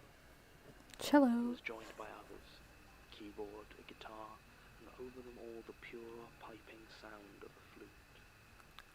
Flute. It was beautiful. It was some of the most achingly beautiful music I had ever heard. Oh, that's unexpected. Then the screams began. Oh. There was no build-up to the screams, no lead-up to explain the sudden eruption of sounds of agony. There were crashes as well, noises of impact, and once or twice something that sounded like tearing. This is cool. Played that beautiful music. I stood there, frozen in place, not wanting to go down there, but not feeling able to flee. As below, all I could hear was haunting music and butchery. I went to pull out my mobile to phone the police, but I realized I'd left it down there recording in the jazz club. I finally made the decision to run for help when the noises ceased abruptly. That was cool. Because she's like outside, the only person to witness from the outside. Panic and be coming to help, but there was no one. Just me. I began to slowly, carefully make my way down towards the basement. If whoever was down there wanted to kill me, I would be easy enough to find with the information on my phone. One way or another, I was at their mercy. When I opened the door, it was hard to know exactly what I was looking at.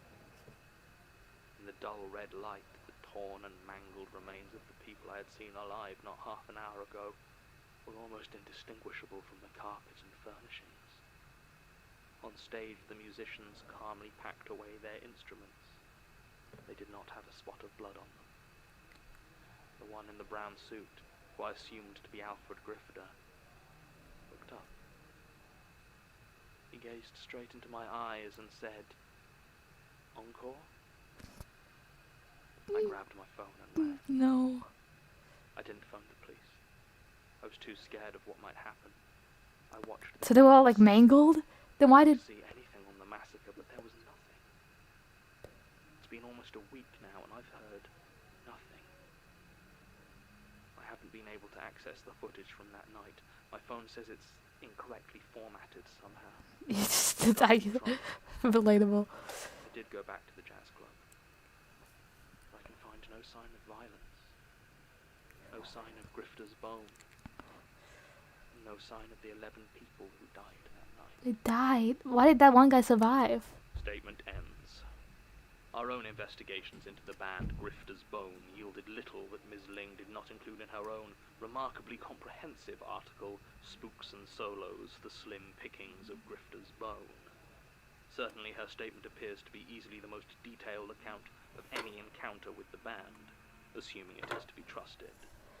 The Dean Street Jazz Club strenuously denies any violence took place on its premises during the dates in question, and there are no police reports that seem to match up with Are these people missing? Well, I suppose that's not quite true. According to police reports, in the month of October 2013, there were a total of 11 deaths by violence in the Greater London area. It's impossible to match the details of all of them based on the information in Ms. Ling's statement, but one of the victims, Mr. Albert Sands, 67 years old, and came to death in his own home. Although it happened 2 weeks before the events of this statement, according to the police, he was wearing a silk dressing gown when he was brutally murdered. That's We are cool. unfortunately unable to follow up with Ms. Ling. It seems roughly 2 weeks after giving this statement, She's dead. she assaulted Agatha Norrell, her elderly neighbour, with a claw hammer. Ms. Norrell was left in a coma from which she did not recover, while Ms. Ling turned the hammer upon herself. By the time the police arrived, she had done so much damage to her head that there was no hope of saving Well, her. she's dead, but I didn't think she did. An uncomfortable feeling. She might have finally gotten that video to work. She listen. Yeah, why would you want to listen to it? Like, you know what happened to the people who listened to it. Maybe listening to it was a bad idea. But that guy died 2 weeks before she saw him die. That's interesting. So were all those people dead? Like, any time around that time?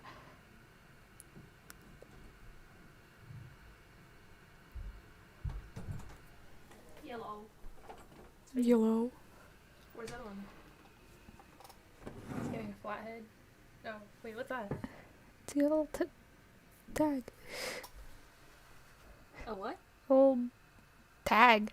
It's like so big. It's I on. was like, what is that? Head on it looks cool. Oh yeah, from like you pick. I guess I can tell more if you like painted. But So- it's got the hair. Yeah. It's like an Adventure Time character. I mean, I have watercolors. It's gonna be weird. Multiple layers. Multiple layers of paint.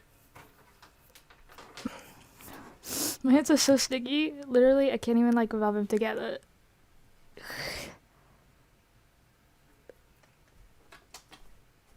So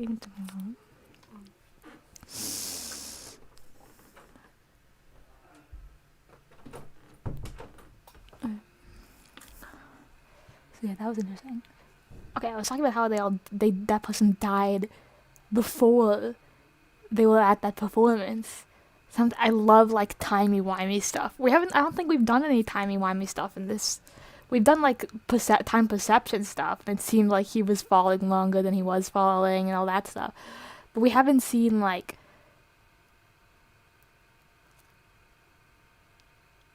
something happened and then the person died 2 weeks before it. Like something like that. Like something wacky like that. Like, ooh, the thing that got closest to that was the teeth, wasn't it? It was like a whole bag full of teeth in different states of decay, but it was the same tooth from the same person. That's timey-wimey. I like that sort of stuff. The timey-wimey stuff where I'm like, how does that work? You know? Okay. End of recording. Hey! Supplement. He's been very attentive to my needs and recovery since I returned to work, almost to the exclusion of his own tasks. Previously, I might have ascribed such ministrations to his own lax work ethic, but in the stress of Prentice's attack, I am sure I glanced at moments of competence or even cunning that are beyond what his previous work would indicate. Purposefully failing in his tasks to delay or hinder my investigation. It's He has also shown remarkable Martin. interest in my own theories as to who killed Gertrude. I have thus far diverted him by saying I believe it to be whatever is lurking in the tunnels below, but he seems unsatisfied by that response. I'm glad he's moved out of the archives, as it gives me a chance to work here without his constant presence. Also because he managed to leave some of his possessions behind. For the most part, it's just a few books of relatively awful poetry. There are a few pieces I feel could almost have been effective. Let's go. So obviously enamored with Keats. but there is an unfinished letter addressed to his mother in Devon, in which he mentions that he is worried about the others finding out I've been lying. It may be nothing, some inconsequential deception or other. After all, it is ostensibly written to his mother. But if it was actually to be sent to someone else, I will keep my eye on Martin. End supplement. You have multiple of them, right? What's going on? Like, I don't suspect Martin or like anyone. Like, I don't know. It's a cast. Like, I don't know why I trust them so much. Especially Martin. Like, he was our first, like, I think Sasha talked before him, but Martin was our first, like, statement. Like, our first, like, cast statement. Like, one of our dudes. So that's why I was like, and he's, like, such a quirky little character. Like, I didn't suspect him of anything. I think Jonathan's going kind of crazy. But there's the fact that he was reading a letter to his mom. Others that have been lying. Others as in what, like Sasha and Tim? And what, lying about what? The supplemental statements. That's all I can think of the way Jonathan's been like lying about. The only thing he's been lying about is the supplemental statements and like focusing on the tunnel and like what, did Martin find them or something? What? I don't know. What's he even lying about? We're getting supplemental statements every episode. Yee! I like the plot. Give me the plot. Give me the Jonathan Sims going crazy plot. I do like it. Okay. Section 31. The Magnus Archives is a podcast distributed by rustyquill.com and licensed under a Creative Commons Attribution Non-Commercial Share-alike 4.0 international license. Today's episode was written and performed by Jonathan Sims, produced by Alexander J. Newell and Mike LeBeau, and directed by Alexander J. Newell. I don't even know what my To dad subscribe, looks like. view associated material, and make donations, visit Rusty Quill. Yeah, I'm making my dad, by the way. And review us on iTunes. Tweet us at So, Thank you so much. It's pretty fun using all of the letters. you know what?